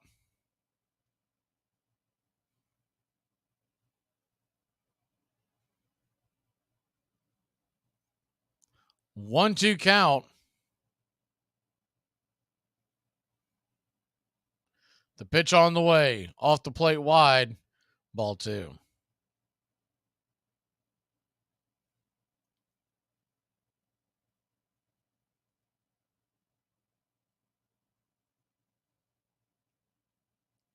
The 2-2 pitch. Fried lets it go. Swing and a miss. Strike 3. Double checking to make sure he hadn't make some kind of contact there because the ball hit the ground, but evidently it was just a swing and a miss into the dirt, and there's 2 away. But thankfully that at bat's over as Flores really seems to have a beat on Fried's release. Max Fried now with 6 strikeouts, 2 walks, 2 earned runs, 5 hits, and 4 2/3. That'll bring up the right-handed bat of J.D. Davis. He's 2 for 2. Swing and fouls it back. It's 0-1. The 0-1 just misses off the plate. 1-1. If you look at the batting order, there is a path for Max to possibly pitch the next inning as the 1-1's tap foul into 1-2. I just hope they've got the bullpen ready to roll because he hasn't had his elite stuff today. And I'd rather him leave on a high note with a bullpen that's pretty well rusted. The 1-2, Fried lets it go, swung on and fouled down the line, fastball on the outer edge. We'll do it again at 1-2. Phillies play Cardinals tonight at 7:15. I believe that's one of the Fox games of the week. Wheeler versus Hudson should be a pretty good pitching matchup. The 1-2 from Fried. The wind-up, pitch, swing and a miss, strike three. Up top, 93 mile an hour. Didn't want that smoke. We'll head to the top of the 6th inning. Braves need some runs. It's 3-2. When I look at the history of the organization all the way back to when I started, the one thing that we were not known for is a tremendous offense. Okay, so we were always known for our pitching and defense, and that kept us in every year. That's why we won. We also stayed healthy. I think there was a 10-year spurt where the big three didn't miss a start. I was the first one to miss a start. But this team is equipped to do anything they want. Offensively, they're gifted. Speed is through the roof. And their pitching staff is more than adequate. And I think the fact that if they have health in their rotation, they have decent depth, which is important today, I think it could be the best baseball team the Atlanta Braves have trotted out in a long time, if ever. And I know that goes all the way back to Hank Aaron, but I can't think of a better offensive squad than they've got really from the top to the bottom. And I know the game's played differently, and there's guys that do the lineup that can hit home runs. But when you can keep Max Fried healthy, and you can have Strider, like you said, healthy, and then you sprinkle in a veteran like Morton, if they can get Kyle Wright back to where he was last year and his shoulder is not an issue, they have the front three that can match with anybody. At a meeting in New York City, Ward helped found the Brotherhood of Professional Baseball Players. It was the players' first attempt to organize, and they were determined to abolish the hated reserve clause. But Albert Goodwill Spaulding and the other owners would not give an inch. In 1889, they tried further to consolidate their power by setting an absolute salary cap of $2,500, then added insult to injury by charging the players rent for their uniforms. It was the last straw. You're listening to Braves Country Baseball. Please like and subscribe today. YouTube.com/@Braves Country.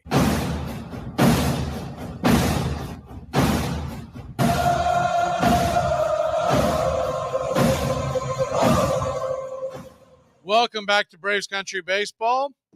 Good news and bad news. The good news is the Braves lead at 3-2. Bad news is it appears Sean Manaea is going back out there for another inning. I was hoping we had worn him down. He'll face Eddie Rosario. Whether he'll go deeper than that, we'll have to see. You got two righties due up after Rosario. Probably have a lot to do with what he does with Eddie here. Eddie digs in. The first pitch on the way is off the plate wide for a ball. It's 1-0.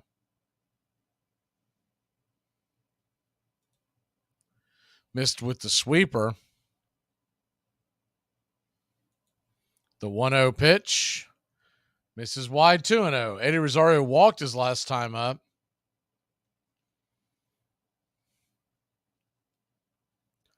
Lefty. Southpaw delivers. Right there up top for a strike. It's 2-1. So he went sweeper at 79 and then 92 on the outer edge off the plate. Came back with the sweeper. The 2-1 pitch. Sweeper swung on, pops it up. High in the sky, but not very deep. Corralling it is the center fielder, Austin Slater, and there's one away. Beautiful day here in San Francisco. Doesn't appear to be a cloud in the sky. Gabe Kapler is coming out, and I think that'll do it. So Manaea, heck, I'll take it. Let's get him out of the game. Try our luck with the righty coming in from the pen. We'll be back in a flash to introduce him in a second. Well, I have a date too. Who is it? What's his name? His name is not important. What's important is he's better than you in every conceivable way.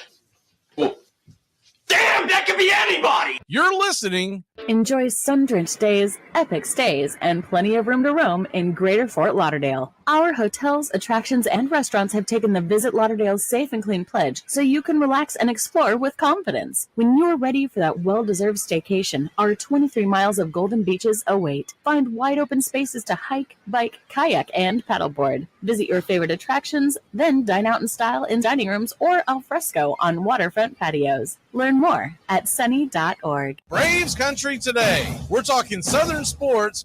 We go live 3 to 5 weekdays right here on WQEE. Braves Country today, Southern sports talk with the voice of Braves Country baseball, Mac Magee. Joined every day from sports analysts from all over Braves Country, talking college football, the NFL, Major League Baseball, and what's trending in the world of sports. Braves Country today. We go live 3 to 5 weekdays right here on WQEE. The famous Baltimore chop. They would intentionally hit down on the ball, hoping to get a large bounce, which would give the runner time to make it all the way to first base before the shortstop or second baseman could even field it. They would, opposing teams to combat this would flood the area in front of home plate so that when they hit down for the Baltimore chop, the ball would just stop there and the catcher would pick it up and throw the guy out at first. It was an entire set of strategies, tactics, and most importantly, attitudes, which I think that story reveals, that really defined baseball at the time. You're listening to Braves Country Baseball on Braves Country HD.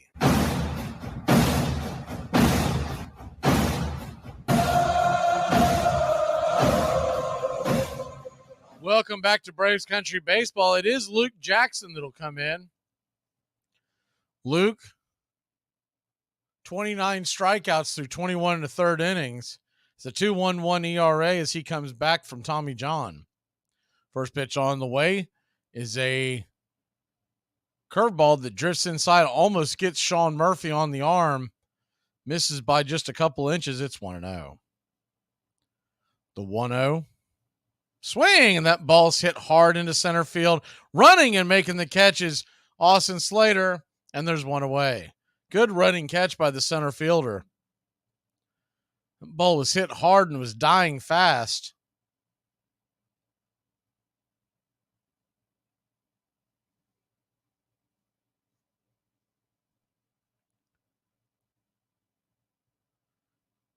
Almost a basket catch. It was on the full run. First pitch on the way to Orlando Arcia is down in for a ball. It's 1-0. Luke Jackson, former member of the night shift, 2021 bullpen of the Atlanta Braves that went on to win the World Series. The 1-0 pitch, curveball right there at the knees. It's 1-1. The 1-1. Lets it go. Down and away. Ball 2-1. So 3 pitches have been thrown to Orlando Arcia. All 3 sliders down and away. The 2-1 pitch. Swing, and that ball's belted high and deep. Going back on the track. It is gone. Ram-a-lamma ding-dong, a solo shot, and your Atlanta Braves have taken a 4-2 lead.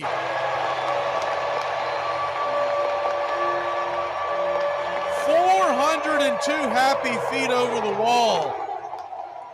His 15th home run of the year. The Braves with a little bit of breathing room. After 3 consecutive sliders, tried to sneak the fastball by him. He was sitting dead red. First pitch on the way to Nicky Lopez. Swinging a miss at the top of the zone. It's 0-1.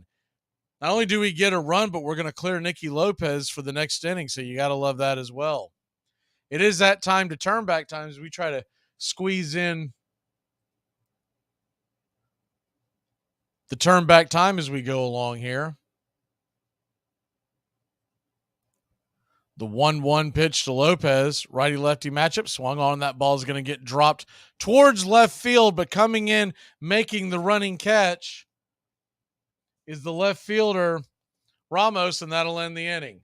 So the Braves take a 4-2 lead off a solo shot from Orlando Arcia. We'll be back in a flash.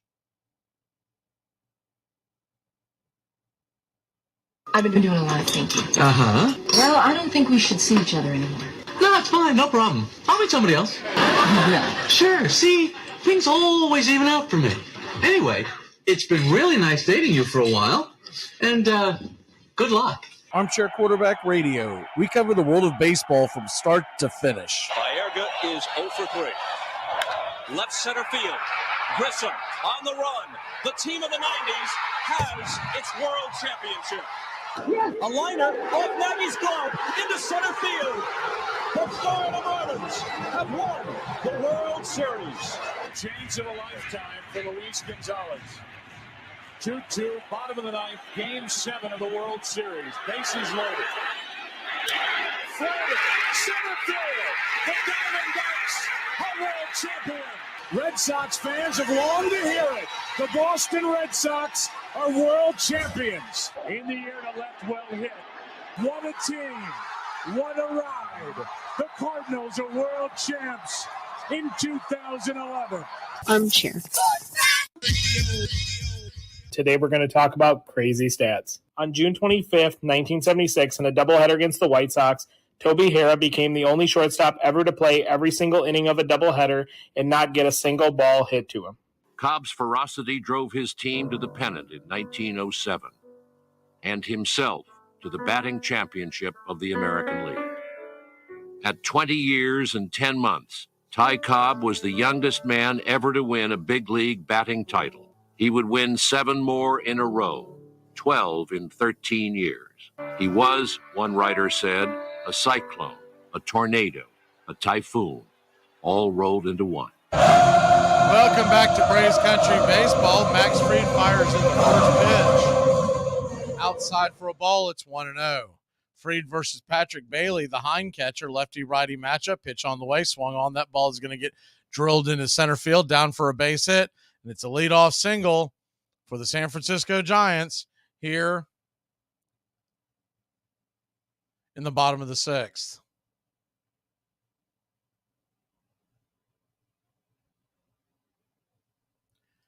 Got too much of the plate there, and he just sent it flying.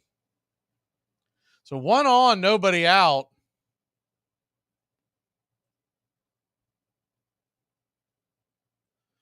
Pitch on the way to Paul DeYoung, who's 0 for 2.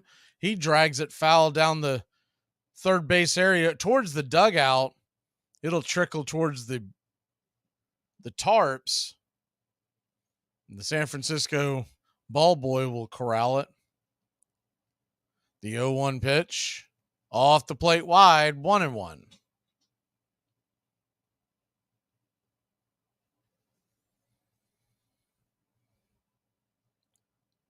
DeYoung with 2 ground outs could use a third one. A double play would be in order. The 0-1 pitch, curveball in the dirt, 2-1.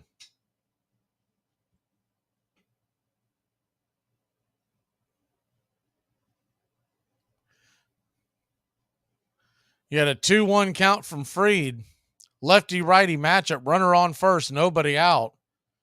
Max at 90 pitches. The pitch on the way. Inside almost gets him. Did it get him? I guess it did not. 3-1. That ball was dangerously close to his leg. Looks like Toronto went on to beat Cleveland. That game is in the books. Washington and Miami, they are tied at 1 in the 7th. The 3-1 pitch. On the way, swung on, banged over to Riley. Riley's got it, flips it over to second. It's going to be a 5-4 put out. The runner will make it down the line. Be safe at first. No throw over there. A slow developing double play. So Lopez just kept it in his back pocket. Probably a smart move. Only thing he could have got out of that is to throw the ball away.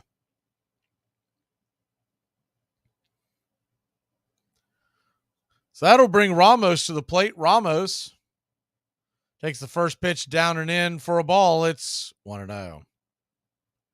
Does look like they're starting to stir in the bullpen.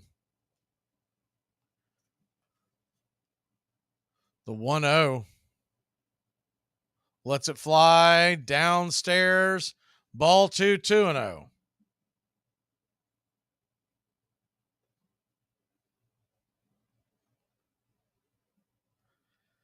Got a 2-0 count to Fried, 94 pitches into the afternoon. Runner on first, one out.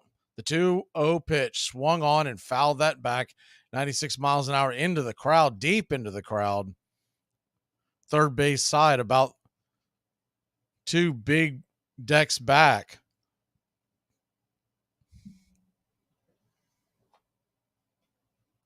So a 2-1 count, a double play would get him out of the mess. The pitch on the way. Check swing foul. 95 right in his kitchen. Almost an excuse me type swing. It's 2-2.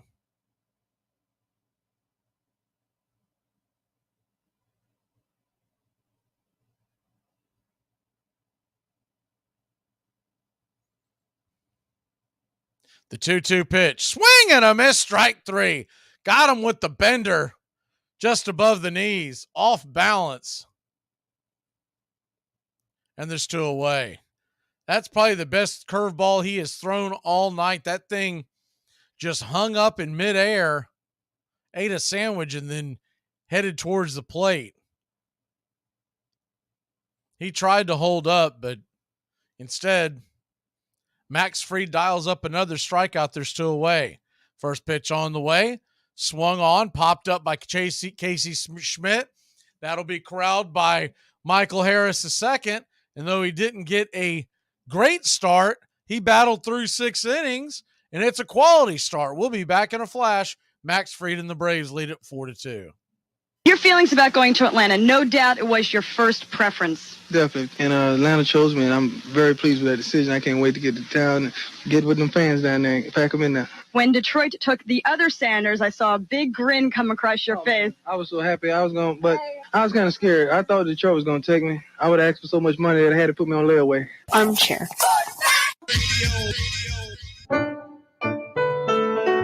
Hey, Braves Country. Braves Country HD is bringing you Braves Country Baseball. Braves Country comes to you every Tuesday night and Friday night, and 2 bonus games every week. Hi, I'm Mac Magee, and we'll be bringing you play-by-play, pitch-by-pitch of your Atlanta Braves. It's free to listen. Please like and subscribe. YouTube.com/@Braves Country. Braves Country Baseball for the fans, by the fans. Here are some baseball facts that you might not have known. In 1992, Hall of Fame pitcher Hal Newhouser was a scout for the Astros. In that year's draft, the Astros had the number 1 pick, and Newhouser was dead set on getting a certain prospect. But the Astros went against Newhouser, and he was so upset that he quit his job. The player the Astros decided not to pick was Derek Jeter.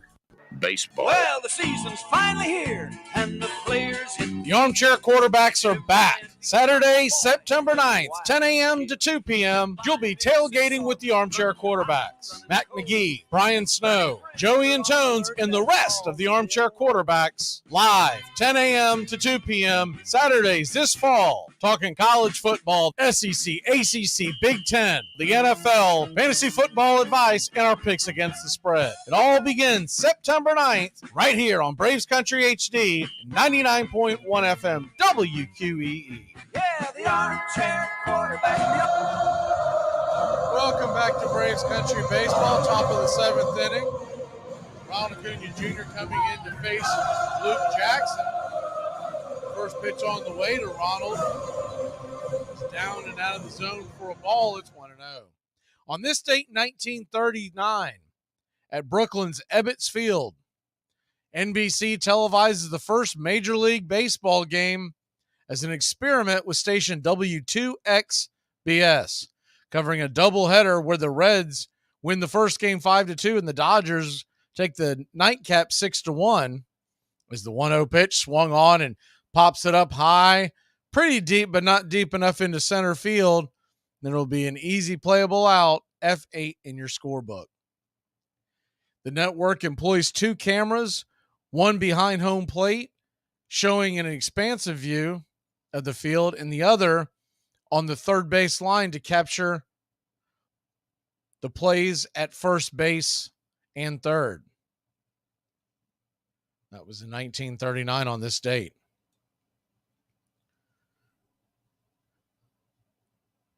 So Luke Jackson was set to face Michael Harris, but it looks like the lefty's coming in. I believe that's Rogers. We'll be back in just a flash here on Braves Country. Every man should have skin in the game. His rep, his honor, fully on the line because it means all.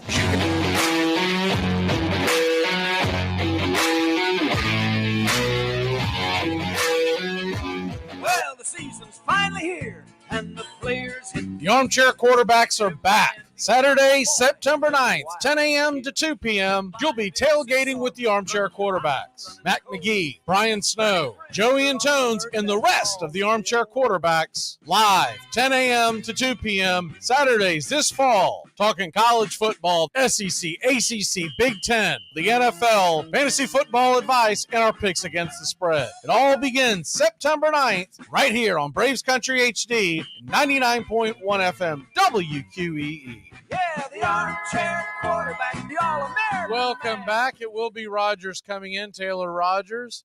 More on him in a second as we wait for his appearance. On this date, 1966, after seeing a caricature of himself on the scoreboard, an angry Leo DeRocher, manager of the Cubs, became enraged and caused the Astrodome's press box to have it removed. When nothing happens, the enraged Cubs manager rips the phone out of the dugout wall and tosses it into the infield. It's on this date, 1966. And on this date, 1980, one of my all-time favorite players, George Brett, gets 4 singles and a double in 5 at-bats when the Royals edge Milwaukee at County Stadium 7-6. The Kansas City third baseman, going 5 for 5, raises his league-leading batting average to .407 on this late date in August. So it will be Rogers. Taylor Rogers set on to face Michael Harris II. Harris takes the first pitch inside for a ball way inside, close shave. It's 1-0. The 1-0 pitch, swing and a miss. Handcuffed him inside. It's 1-1. Rogers doesn't throw the ball hard, but he'll just kind of mix in and out, up and down, and change speeds on you. The 1-1 pitch is called for a very inside strike. It's 1-2. 1-2 to Harris. Swing, and that ball is rifled down the right field line. It's going to get down where the green grass grows. Here comes Michael Harris. He's trucking around first, heading into second, and your Atlanta Braves have a runner on second, 1 out, and the heart of the order stepping to the dish. Good piece of hitting by Michael. He's really seeing the ball well. No, he didn't do well against Mania, but every batter's got that guy that he just can't get. But man, he is swinging a good stick right now. First pitch on the way to Riley, kind of buckles him at the knees. The sweeper, it's 0-1. Austin Riley, if you're just joining us, 2 walks and hit his 30th home run of the season, his last at bat. The 0-1 pitch, down and away, it's 1-1.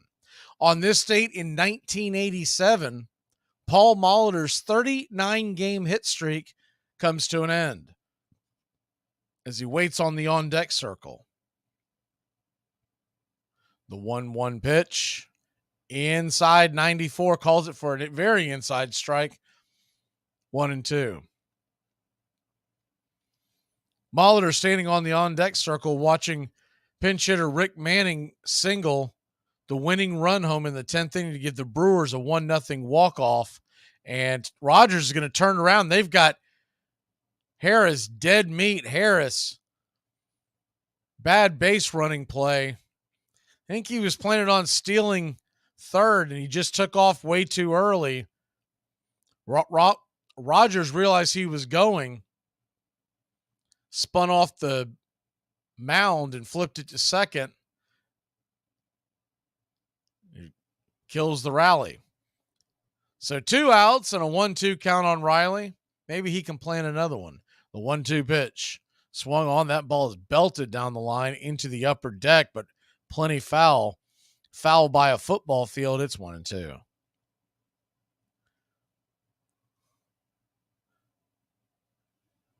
Paul Molitor's 39-game hit streak remains the longest consecutive hitting streak in franchise history. And that was on this date, 1987, as the 1-2 pitch misses 2-2. And that is your turn back time for August 26th in Major League Baseball. The 2-2 pitch, swing, and fouls it off, saws it off over on the right-hand side. It's 2-2. Looks like the Red Sox have climbed back into it. Our old friend Adam Duvall has belted a 3-run shot to take a 5-4 lead over the Dodgers. The 2-2 pitch, swing and a miss. Strike 3, and that'll end the inning. So the Braves threaten but can't put it on the board. We will step up, stand up, and stretch up. It's a 7th inning stretch, y'all. Get your legs warm. We got a little ways to go in a 2-run lead.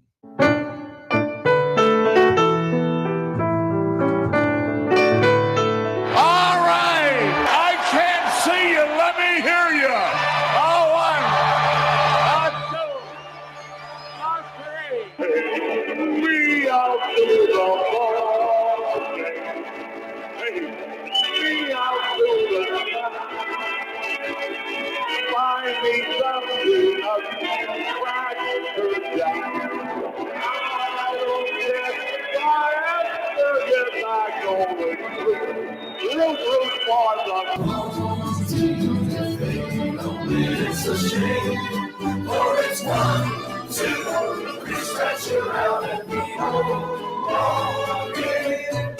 Take me out to the ball game. Take me out with the crowd. Buy me some peanuts and cracker jacks. I don't care if I ever get back. Let me through.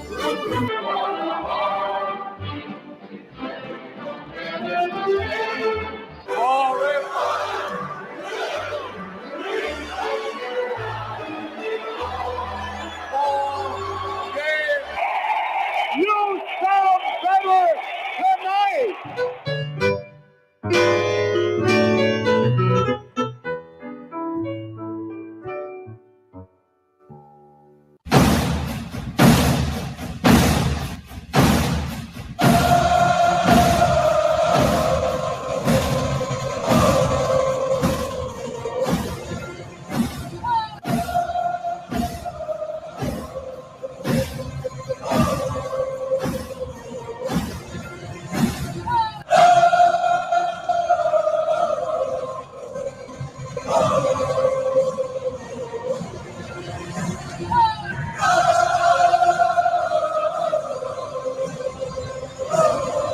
Welcome back to Braves Country Baseball.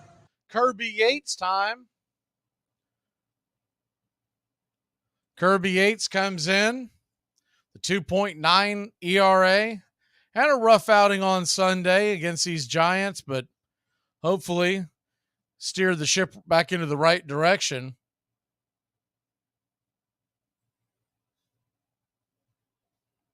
Righty-lefty matchup. Yates stands in to face Wade Meckler.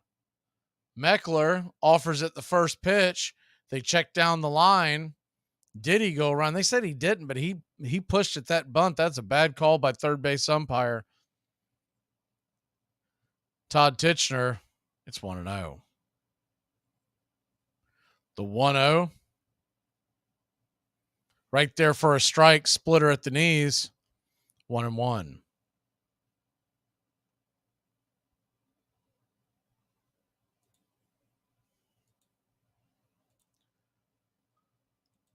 The 1-1 count. Lets it go. Swing and fouls it back. It's 1-2. Wade Meckler coming in for Matos, so he'll, in all likelihood, take over either in right field, most likely center field, and they'll slide Slater to right. The 1-2 pitch. Off the plate wide. Ball 2, 2-2. So a 2-2 count.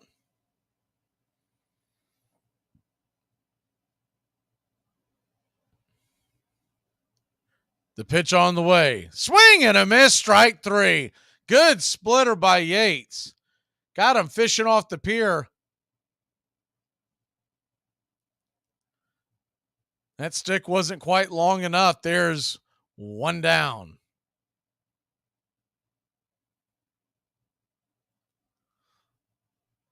That'll bring Jock Peterson to the plate. Peterson, he'll come in and pinch hit now. The first pitch on the way is inside for a ball. It's 1-0. Jock Peterson, he'll take over for Austin Slater. So most likely what will happen, you'll have Meckler go to center and Jock go to left. The 1-0 pitch, swing and fouls it away. It's 1-1.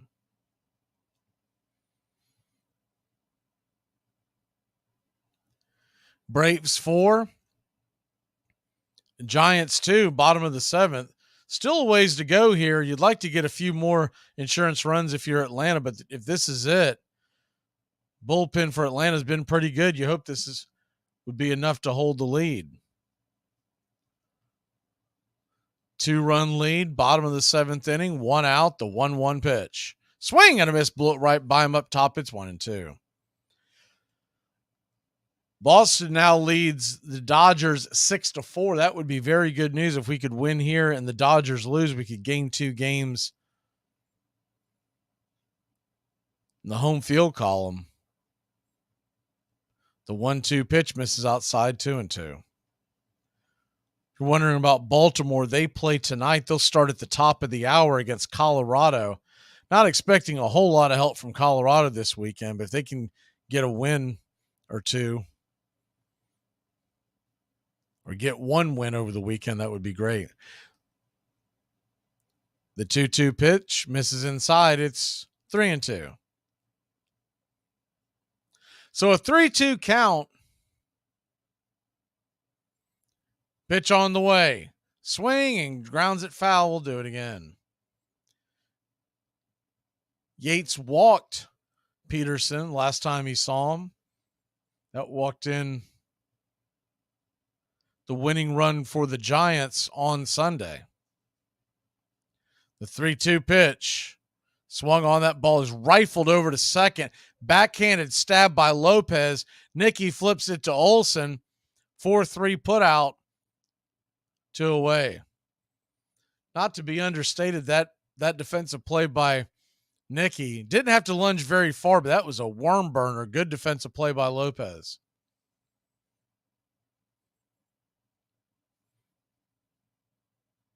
Two down. Tyro Estrada comes to the plate. Righty-righty matchup. Pitch on the way. Swing and a miss. 94 on the outer edge. It's 0-1. You'd love to keep the tying run on deck the rest of the way. The 0-1 pitch. Inside, swung on, and dragged foul into the crowd. It's 0-2. Braves will have a couple more ups before this game concludes. Love to see about 2 more runs put up. I'd feel a lot better. The 0-2 pitch. Inside, it's 1-2. Now, with the off day on Thursday, everybody should be available today in the bullpen, unless they've just pre-decided that they don't want to use player X or Y. The 1-2 pitch swung on. That ball's hit hard, but it's an atom ball, a one hopper to Austin Riley. The glove makes the play. How about that? 3 up, 3 down. We'll head to the top of the 8th. Hotlanta GA with a 2-run lead out in the Bay. We'll be back in a flash. This time I'm gonna kick that football clear to the moon!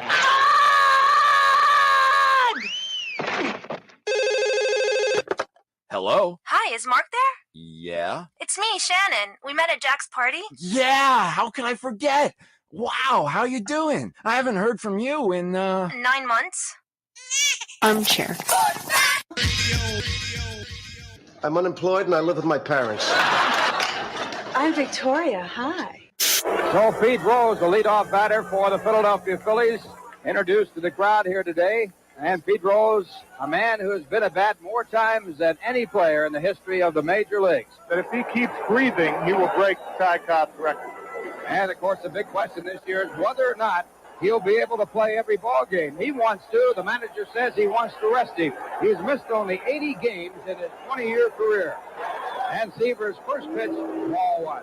Seaver with 264 wins, 156 losses.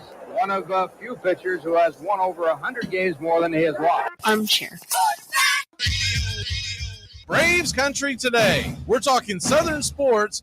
We go live 3 to 5 weekdays right here on WQEE. Braves Country today. Southern sports talk with the voice of Braves Country baseball, Mac Magee. Joined every day from sports analysts from all over Braves Country, talking college football, the NFL, Major League Baseball, and what's trending in the world of sports. Braves Country today. We go live 3 to 5 weekdays right here on WQEE.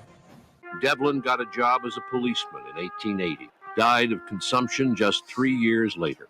His early death, said a Louisville newspaper, was an instructive example of the fruits of crookedness. The National League had survived its first scandal. Welcome back to Braves Country Baseball. First pitch on the way to Matt Olson, who's 2 for 3 on the day, is a worm burner. He roasts that one into right field in between second and first. And the Braves got something cooking here in the top of the 8th inning. We know that's our inning. And quickly, Kapler comes up and he motions for the right-hander. Thought we might get Rogers here too, back-to-back brothers, but it doesn't appear that it is Rogers. So we'll be back in a flash to introduce the next pitcher for your $100, $200. Stop. Braves versus Giants. The Almighty says this must be a fashionable fight. It's drawn the finest people. Tom has been a teacher for over 40 years. One day, I think one of the students had asked the question and he didn't remember the answer. And I also noticed that he was letting his class out earlier than they were supposed to let out. I was really starting to worry. Levi and I talked about how it would change our lives, but he was there beside me. When something feels different, it could be Alzheimer's. Now is the time to talk.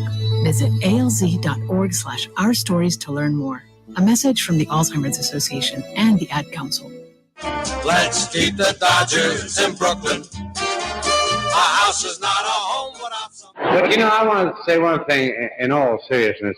I feel sorry for you people that don't drink. I mean it, because when you wake up in the morning, that's as good as you're going to feel all day.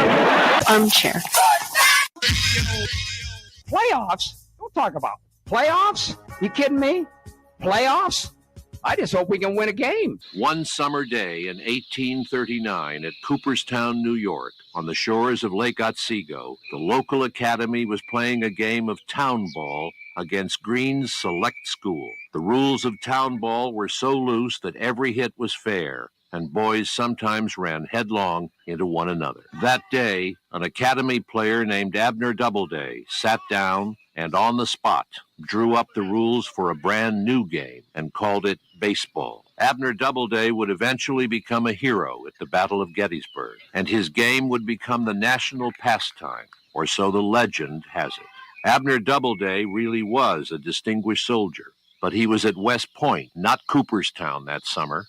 Never claimed to have had anything to do with baseball, may never have even seen a professional game. You're listening to Braves Country Baseball. Welcome back to Braves Country Baseball. Jacob Junis is coming in. We saw him as an opener on Sunday.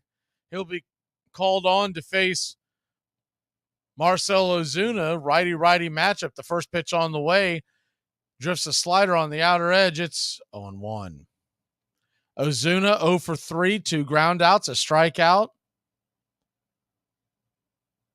The 0-1 pitch off the plate wide, 1-1. That's almost breaking news. Ozuna being 0 for 3. That just means he's due, right? The Giants are playing him to pull. The 1-1 pitch, swing and a miss. It's 1-2. If he pokes anything to the right side of the infield, the Giants are playing a hard pull. And with the first baseman holding Olson, there's a huge gap in between first and second. The 1-2 to Ozuna. Pitch on the way from Junis. Off the plate wide. Good take by Marcell. 2-2.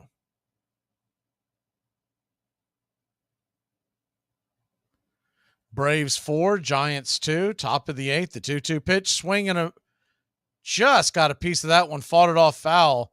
That thing went diving into him. It was almost a defensive swing. Wasn't sure if he got a hold of it first, but he did knock it foul.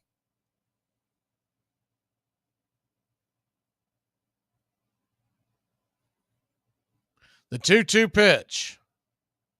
Swing and fouls it straight back. We'll do it again. Matt Olson stands on first. Nobody out. Braves have 4 runs, 7 hits, no errors. San Francisco 2-6-0. Braves scored 1 in the 3rd, 1 in the 1st, 1 in the 5th, 1 in the 6th. Giants scored both of theirs on a 2-run home run in the 3rd. The 2-2 pitch. Swing, and that ball is going to get laced and down into left field. It's going to get down for a base hit, and Marcell Ozuna will head to first. Matt Olson will stop at second, and the Braves got something cooking here in the top of the 8th inning. Went for that slider again. Got just a little too much of the plate. Marcell kept his weight back and just stuck with it and dragged it over the third baseman's head into left field. First pitch on the way to Eddie Rosario. Swing and a miss. Top of the zone. It's an 88-mile-an-hour changeup, but it blew it right by him like a fastball. He must have been sitting on the slider. The 0-1 pitch swung on, and that ball is lifted into left field. That's going to get down for a base hit, and the bases are going to be loaded. It was a hard-hit ball. Excuse me. Matt Olson comes around to score. I thought they were going to hold him. How about that? The Braves lead at 5-2. A hard-hit ball. It must have been a great read by Matt Olson. We'll take another look at it. It was. He was going on it, and they were playing Rosario pretty far back. I think that made the difference. So when the ball was corralled by the left fielder on the short hop, he was so far back it was going to be a hard, wide throw to get him out. And the first pitch to Sean Murphy kisses his sleeve, and the bases are loaded. Gabe Kapler wants to challenge this. Understandably so. It's a big play in the game. Take a look at it. It looked like it. You know what? For all the hate, I think it might have hit the patch. I think it might have hit the god-awful concrete patch that sits on their jersey. It hit his arm. I will say this. He didn't do anything to get out of the way of it, but they don't call that anymore. That's up to the home plate umpire. So by the letter of the law, he should be standing at first and nobody out. I mean, it barely hit the patch on his arm, maybe the webbing. And the review is in and it has been confirmed. So let me clean that up. It barely touched his arm, and I'm talking about it hit more the jersey than it did his actual arm. So bases loaded, nobody out, and Orlando Arcia has been scuffling a bit, but got into one today. Stands at the plate. The first pitch is well inside for a ball. It's 1-0. The 1-0 pitch, right there, outer edge for a strike, 1-1. See if we can refresh this. For whatever reason, those replays always jam up the scoreboard. The 1-1 pitch swung on. That ball's hit hard into left field. Making the catch is Jock Peterson. He has no chance of getting Marcell Ozuna, who tags up, and it is now a 6-2 ball game for your Atlanta Braves. Runner on second moves up to third. We'll have runners on the corners and one away.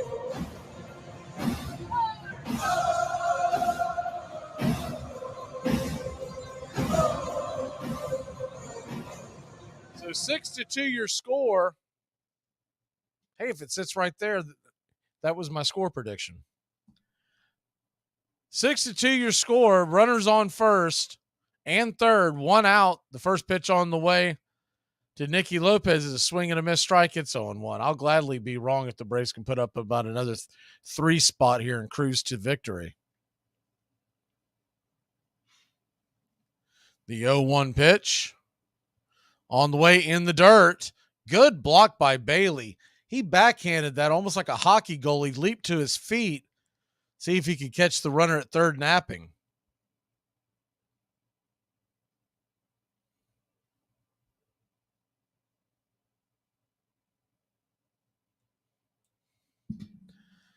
So you got a 1-1 count, runners on the corners, one out, the pitch on the way. Swing and fouls it away. It's 1-2. Lopez. Couple of things going on here. A, you'd love to find a way to get aboard, but the main thing is don't kill the rally. Ronald Acuna Jr. stands on deck. The 1-2 pitch in the dirt, 2-2. You'd almost take a strikeout just for Acuna to have a chance to come to the plate, although Lopez is very difficult to double up.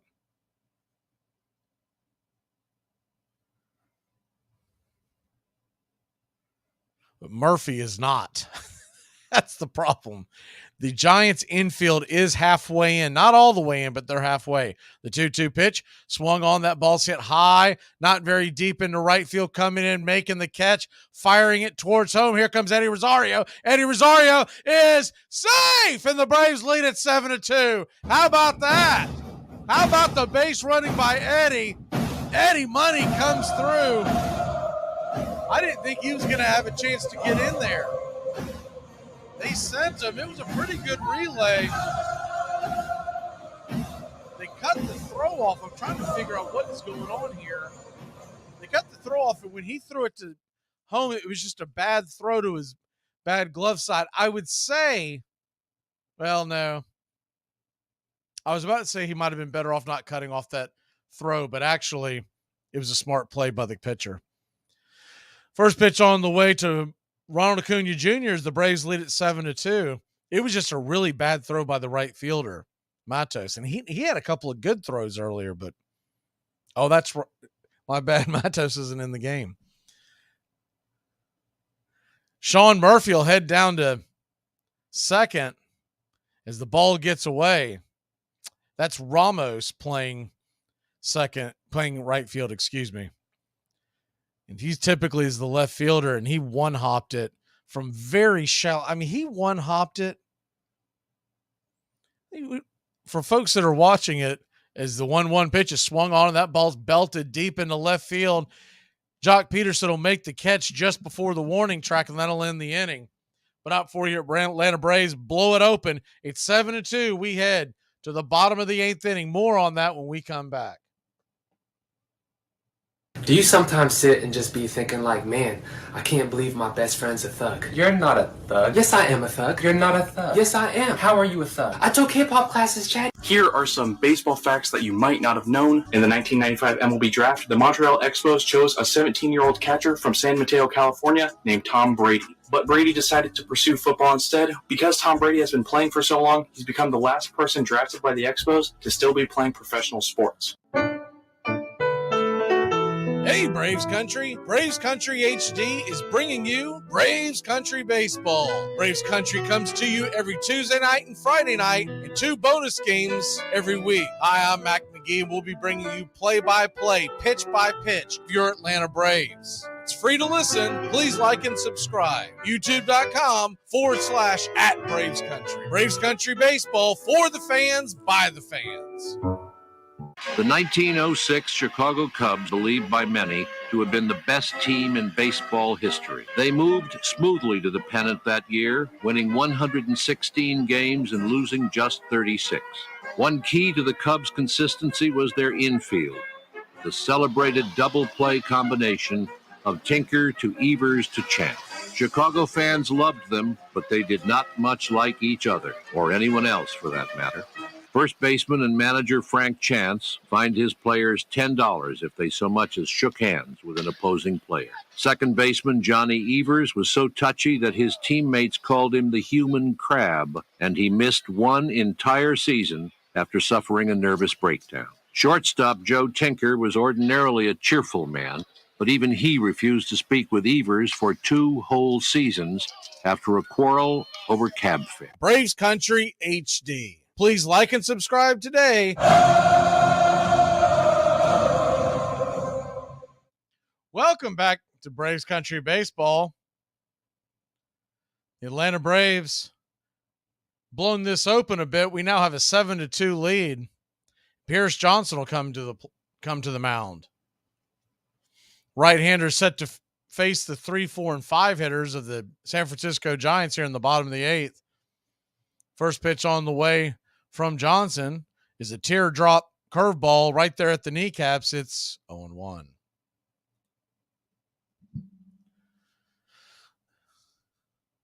PJ comes set. Lets it fly. Fastball, 95 outer edge. It's 1-1.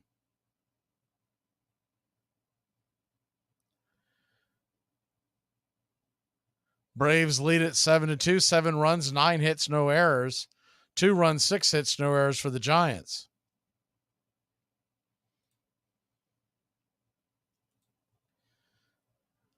That throw from right field by Ramos, you can see now why he doesn't normally play right field. That thing skipped after maybe 100 feet. The 2-1 pitch, swing and a miss. Curveball, it's 2-2. It happened so fast, and I had a couple of different angles going. I was trying to figure out what happened with the ball. The pitcher had to cut it off because it was basically just a dribbler to the infield. The 2-2 pitch. Swung on, rifled hard on the ground towards third, but Riley's right there guarding the line. It's a 5-3 throw across the diamond, and there's one away. If you're just joining us, here's how we got here. Matt Olson doubled in the first inning, bringing Austin Riley home. The Braves lead at 1-0. Later on in the third, Matt Olson, RBI once again on a single, sends home Ronald Acuna Jr., and the Braves took a 2-0 lead. First pitch on the way to J.D. Davis is swung on and fouled back. It's 0-1. Davis 2 for 3 with a double and a single. The 0-1, Johnson lets it fly. Curveball swung on, hit hard on the ground, backhanded by Lopez. Nicky fires it over to first, and little Nicky on a 4-3 putout, there's 2 away. After that 2-run home run by Flores, the Braves took a 1-run lead when Austin Riley hit his 30th home run of the year into the left field stands. It was 3-2. Then Orlando Arcia hit his 15th home run of the year, making it 4-2. And last inning, as the first pitch on the way from Johnson to Bailey is curveball, top of the zone, outer edge. It's 0-1. Eddie Rosario singles on a sharp line drive to left field to Jock Peterson that sent Matt Olson home. Marcell Ozuna came home on an Orlando Arcia sac fly, making it 6-2.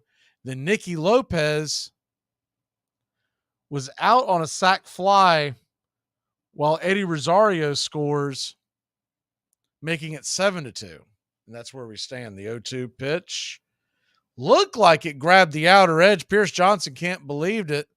Called it for a wide ball. He's been calling wide strikes all day long, and that one should have ended the inning, but instead it's 1-2. The 1-2 pitch on the way. Swing and a miss, strike 3. So no harm, no foul, I guess. We'll be back in a flash. Braves lead at 7-2. We're heading to the 9th inning. Turn off for me, can't swim. If you can't swim, honey, I mean, the earth is 80% water. So if there's, if there's a tsunami and you trying to get on my back, bye, I'm doing me. I'm doing me. You know what I'm saying? I ain't your floaty. I ain't nobody floaty. Armchair. Enjoy sun-drenched days, epic stays, and plenty of room to roam in Greater Fort Lauderdale. Our hotels, attractions, and restaurants have taken the Visit Lauderdale's Safe and Clean pledge, so you can relax and explore with confidence. When you're ready for that well-deserved staycation, our 23 miles of golden beaches await. Find wide-open spaces to hike, bike, kayak, and paddleboard. Visit your favorite attractions, then dine out in style in dining rooms or al fresco on waterfront patios. Learn more at sunny.org. The legality of Major League Baseball's controversial reserve clause is now in the hands of the Supreme Court. The case involves the trade of Curt Flood from St. Louis to Philadelphia. That case for Flood is being argued. It was so difficult for the fans to understand my problems with baseball. I was telling my story to deaf ears because I was telling my story to a person who would give their firstborn child to be doing what I was doing. And he just could not understand how there could be anything possibly wrong with baseball. For nearly 3 years, Curt Flood had been in the courts, fighting a one-man battle with Major League Baseball over the reserve clause. Despite the advice of the Players Union, he had left the game in 1969 rather than be traded against his will.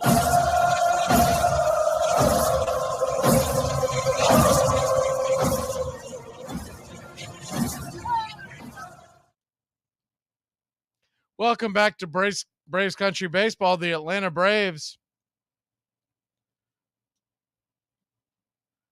lead at 7-2. Michael Harris will step to the plate, and he'll take the first pitch from Jacob Junis, who's back out there for a strike on the outer edge. It's 0-1. The 0-1 pitch off the plate wide, 1-1.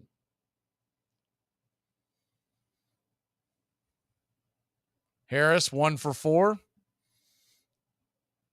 1-1 pitch is fouled away, 1-2. Michael Harris doubled in the 7th and then was picked off with his hand in the cookie jar. He'd like to right the ship on that one. Had a great night last night. 1-2 count to Harris. Junis comes set, righty-lefty matchup, pitch on the way, swung on and lifts it high, not very deep into center field, fighting the sun, and Ramos is going to come over and make the play, calling off Meckler, and there's one away.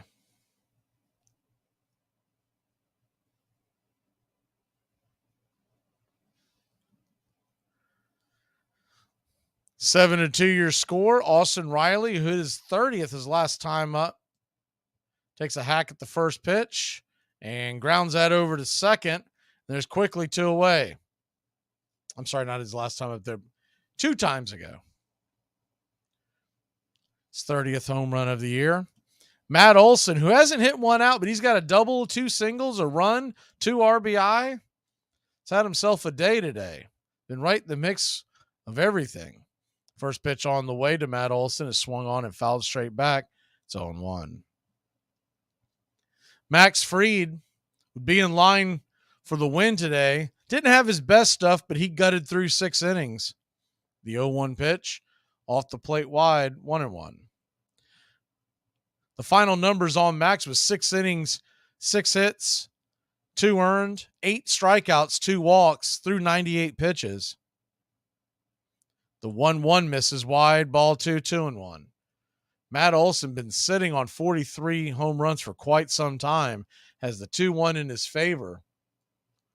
The pitch on the way from Junis. Swing! And that ball's belted high and deep, going back at the warning track, about the deepest part of the park. He'll make the catch. Meckler fighting the sun. So the Braves 3 up, 3 down, but that one went a long way. We'll be back in a flash.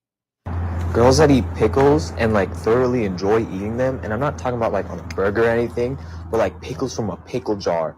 They're always hot. Like, what's with it with hot girls and pickles? I don't understand you. It all starts with just one thing. When recycling, rinse out jars and cans, and avoid recycling wax paper or paper soiled with food. This will reduce recycling contamination. Find tips and more at onethingus.com. What's your one thing? Braves Country today. We're talking Southern sports. We go live 3 to 5 weekdays right here on WQEE. Braves Country today, Southern sports talk with the voice of Braves Country baseball, Mac Magee. Joined every day from sports analysts from all over Braves Country, talking college football, the NFL, Major League Baseball, and what's trending in the world of sports. Braves Country today. We go live 3 to 5 weekdays right here on WQEE. What I told him was that I agreed with him in principle, but that the courts had treated players as property and would likely do so again, and that his attempt, while a principled one, was, I thought, doomed to failure. And I worried about his knowing the kinds of chances he was taking, that he was going to end his career in a case that probably was a loser. The lawyers for the major leagues would not talk for the cameras, but in the courtroom they argued that the reserve clause is essential to the future of organized baseball, that without the reserve clause, all the rich teams would get all the star players. But Arthur Goldberg maintains that the reserve clause, tying a player to one team for the rest of his life, is in violation of the 13th Amendment. That's the amendment against slavery and indentured servitude. Welcome back, Braves Country Baseball. AJ Minter comes on to try to close the door here, give Iglesias a day off, and try to get Minter some work. If you remember last night, Minter was up and they didn't get to use him.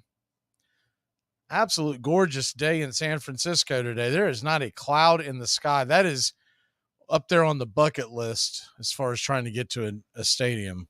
For me, that's the tops. I'd say PNC is probably right below that, but the ones I haven't been to.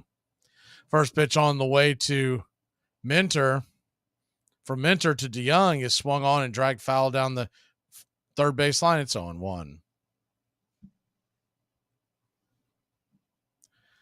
Paul DeYoung, 0 for 3 with 2 ground outs, a fielder's choice. The 0-1 pitch. Inside 96, 1-1.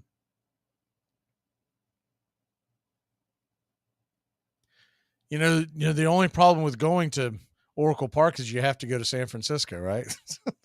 The 1-1 pitch swung on, pops it up high in the sky. Drifting over, making the catch in foul territory for out number 1. As expensive as I hear San Francisco is, I don't know if that one's ever going to happen. To literally drive in for a day game and then get the heck out of town before the gas prices spike. So 1 down, and Helio Ramos comes to the plate.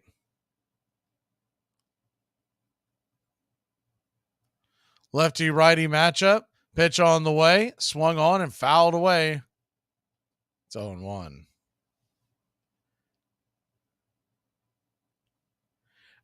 think if I ever made it to PNC, I'd want to kind of hit it in September. So I could possibly make it over to a Steeler game as well. Knock 2 off the bucket list. The 0-1 pitch misses inside 1-1. Something tells me Goat and I are going to be meeting up in about 30 years at PNC Park.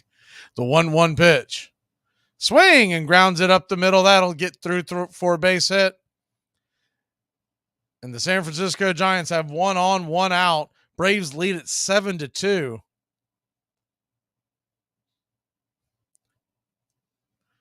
Be a great place to do the first Braves Country baseball game live right outside PMC Park. Somehow sneak into the booth with fake credentials. This lefty-righty matchup, Minter versus Schmidt. Schmidt, who's 1 for 3. Casey Schmidt takes the first pitch outside for a ball. It's 1-0.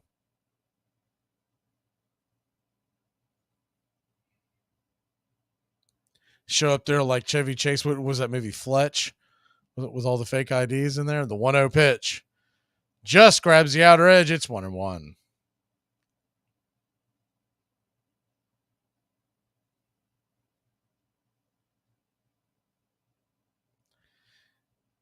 The 1-1 lefty-righty matchup. Runner on first, 1 out. The pitch on the way, swing, and that ball's grounded foul right into the third base dugout. Slaps it off the pole right where the Giants players are hanging over the edge, and it's 1-2. Braves 2 outs away from winning the series, going up 2-0. Game 3 tomorrow night, 7 o'clock Eastern. We'll have the pitch-by-pitch, play-by-play. The 1-2 pitch misses high and out of the zone. It's 2-2.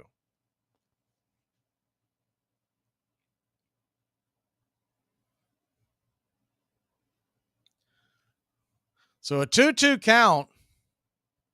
Minter lets it go. Swing and pops it back foul. We'll do it again.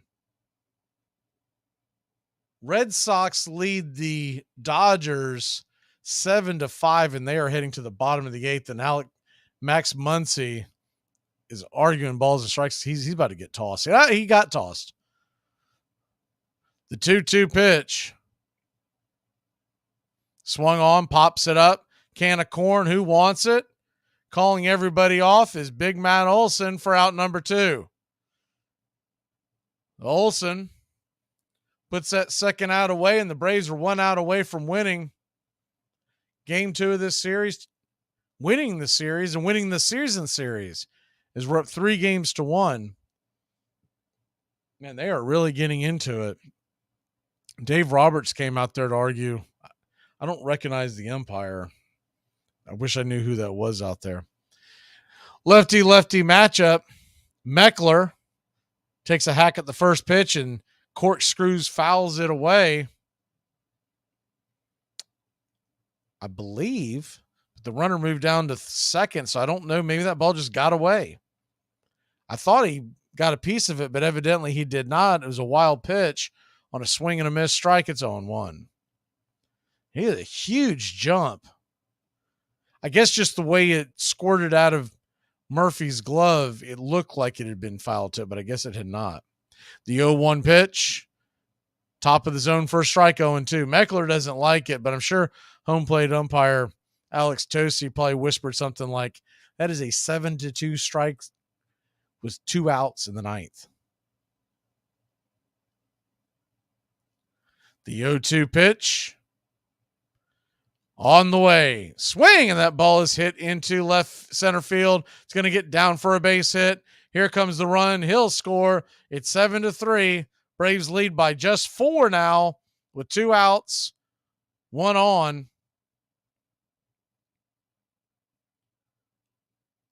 Kind of off the end of the bat kind of job. Minter frustrated. Pretty good pitch. It's just about an inch or two farther away. It's probably a strikeout. Just got it off the edge of the bat.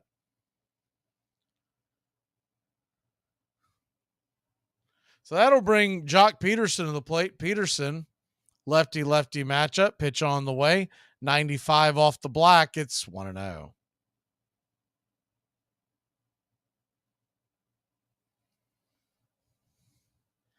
On the throw,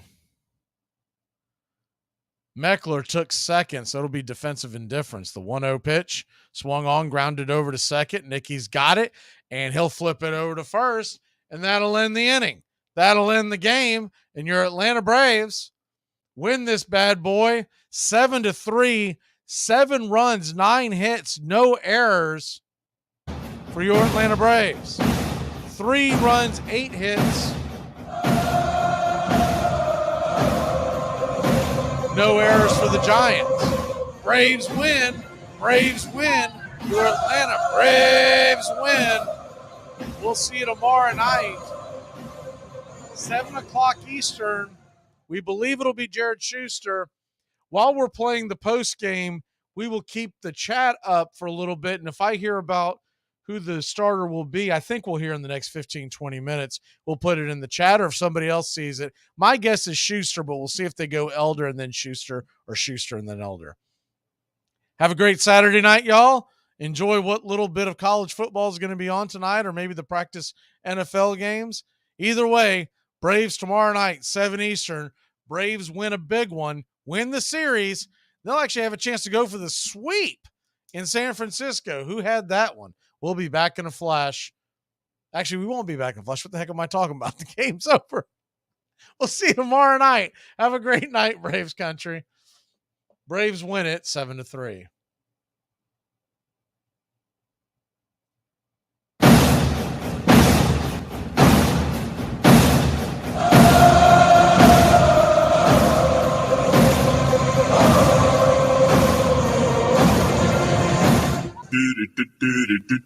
Goodbye, sweetheart, well, it's time to go.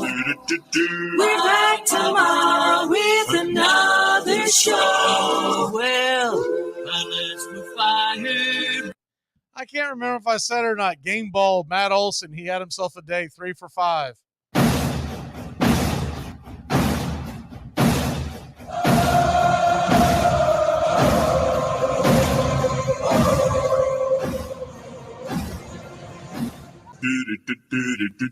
Goodbye, sweetheart, well, it's time to go. We're back tomorrow with another show. Well, unless we're fired, we'll talk to you then. Goodbye, sweetheart, goodbye. Goodbye. Guys and gals, it's time to go. We'll see you on the next show. Same bat time, same bat channel. Thanks for listening to Braves Country Baseball. With Mac Magee, we're proud to bring you year number 3.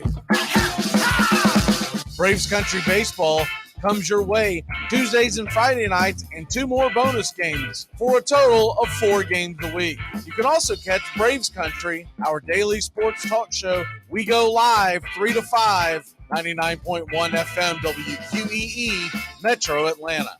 Other CBS, ESPN, and independent affiliates nationwide, and simulcast on youtube.com/@BravesCountry. Find Braves Country HD today wherever you stream. Your first choice for Southern sports and the deepest bench in sports talk. Something of the 5th of September. Something of the 5th of September. She said a lot that I can't remember. Something of the 5th. Can I get another cigarette, please? Can I get another cigarette, please? Yeah, I know I live to regret it. Just give me another cigarette, please. Can I get another cigarette, please? You're listening to WQEE 99.1 FM, The Key in Noonan, Georgia, home of Braves Country with Mac Magee and the Armchair Quarterbacks, weekdays, 3 p.m. Eastern to 5 p.m. Eastern, right here on The Key and youtube.com/BravesCountry.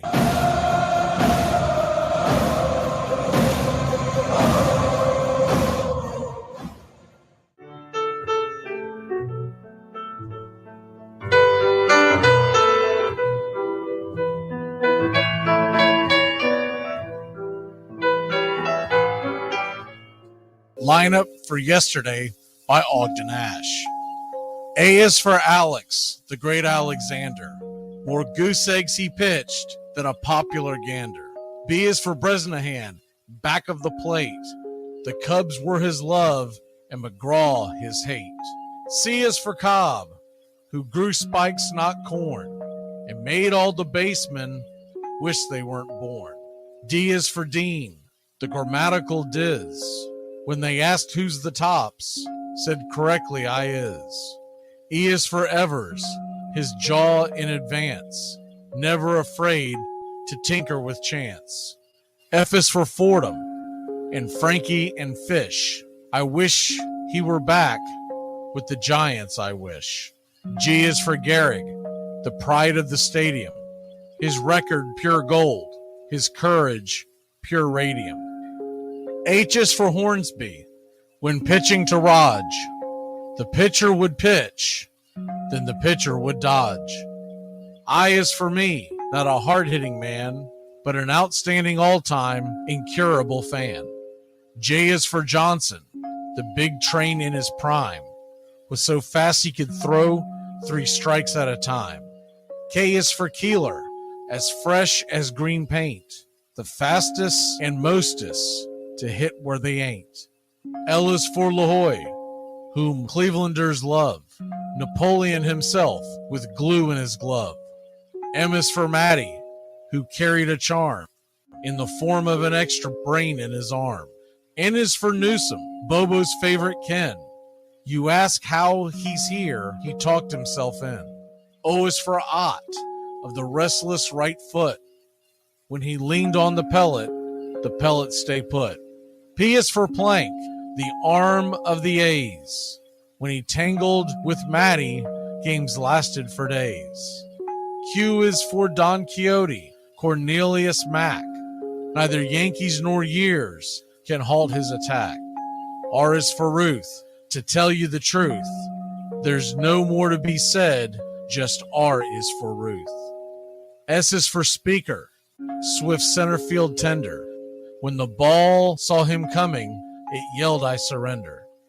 T is for Terry, the giant from Memphis, whose 400 average you can't overemphasize.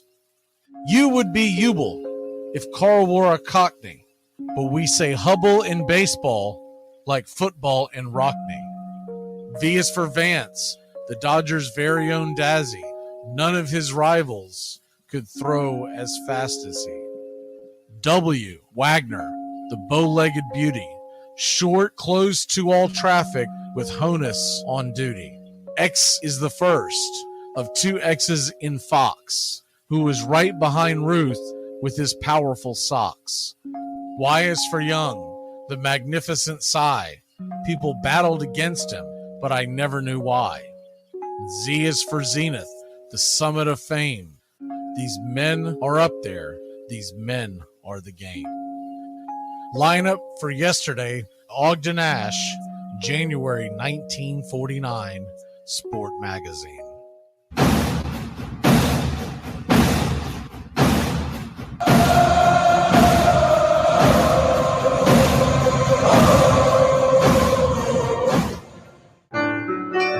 Hey Braves fans, I'm Mac Magee with Braves Country. We'll be right here on the key all year long giving you Braves Country baseball, pitch by pitch, inning by inning of your Atlanta Braves. Make sure to catch Braves Country right here on the key. We go live 3 to 5. And we'll keep you up to date on the upcoming schedule for Braves Country. That's Braves Country HD and Braves Country baseball right here on the key.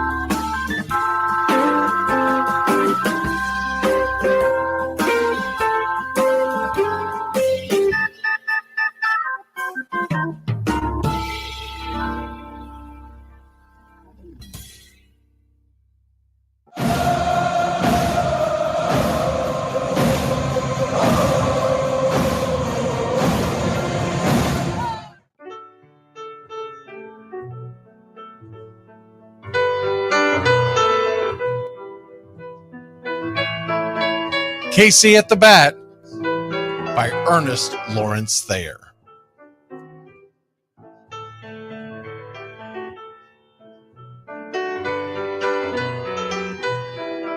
The outlook wasn't brilliant for the Mudville Nine that day. The score stood 4-2, but with 1 inning more to play. And when Cooney died at first and Barrows did the same, a pall-like silence fell upon the patrons of the game. A straggling few got up to go in deep despair. The rest clung to the hope which springs eternal in the human breast. They thought, if only Casey could but get a whack at that, we'd put up even money now with Casey at the bat. But Flynn preceded Casey, as did Jimmy Blake, and the former was a hoodoo, while the latter was a cake.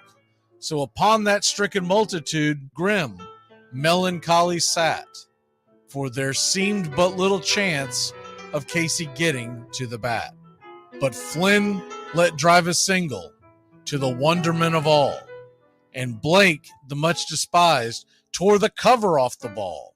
And when the dust had lifted and men saw what had occurred, there was Jimmy safe at second and Flynn a hugging third.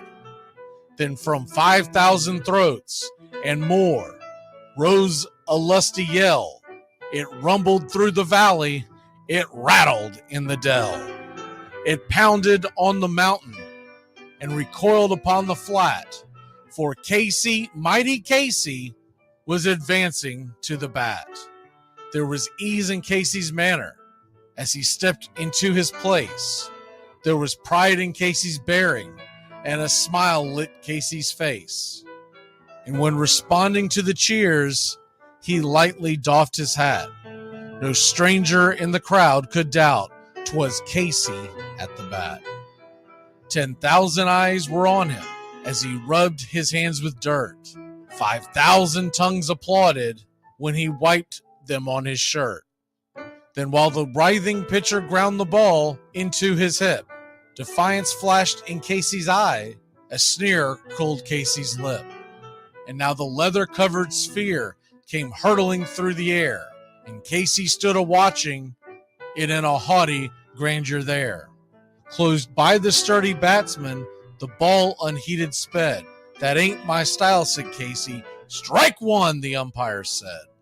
From the benches black with people, there went up a muffled roar, like the beating of a storm waves on a stern and distant shore. Kill him! Kill the umpire!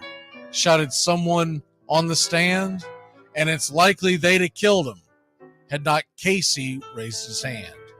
With the smile of Christian charity, great Casey's visage shone. He stilled the rising tumult. He bade the game go on. He signaled to the pitcher, and once more the dun sphere flew. But Casey ignored it, and the umpire said, "Strike two." "Fraud!" cried the maddened thousands, and echoed answered, "Fraud!" But one scornful look from Casey, and the audience was awed. They saw his face grow stern and cold. They saw his muscles strain. And they knew that Casey wouldn't let that ball go by again. The sneer is from Casey's lip. His teeth are clenched in hate. He pounds with cruel violence his bat upon the plate. And now the pitcher holds the ball. And now he lets it go. And now the air is shattered by the force of Casey's blow. Oh, somewhere in the favored land, the sun is shining bright. The band is playing somewhere, and somewhere hearts are light. And somewhere men are laughing, and somewhere children shout. But there is no joy in Mudville. Mighty Casey has struck out. Casey at the Bat, Ernest Lawrence Thayer, published June 3rd, 1888. San Francisco Examiner.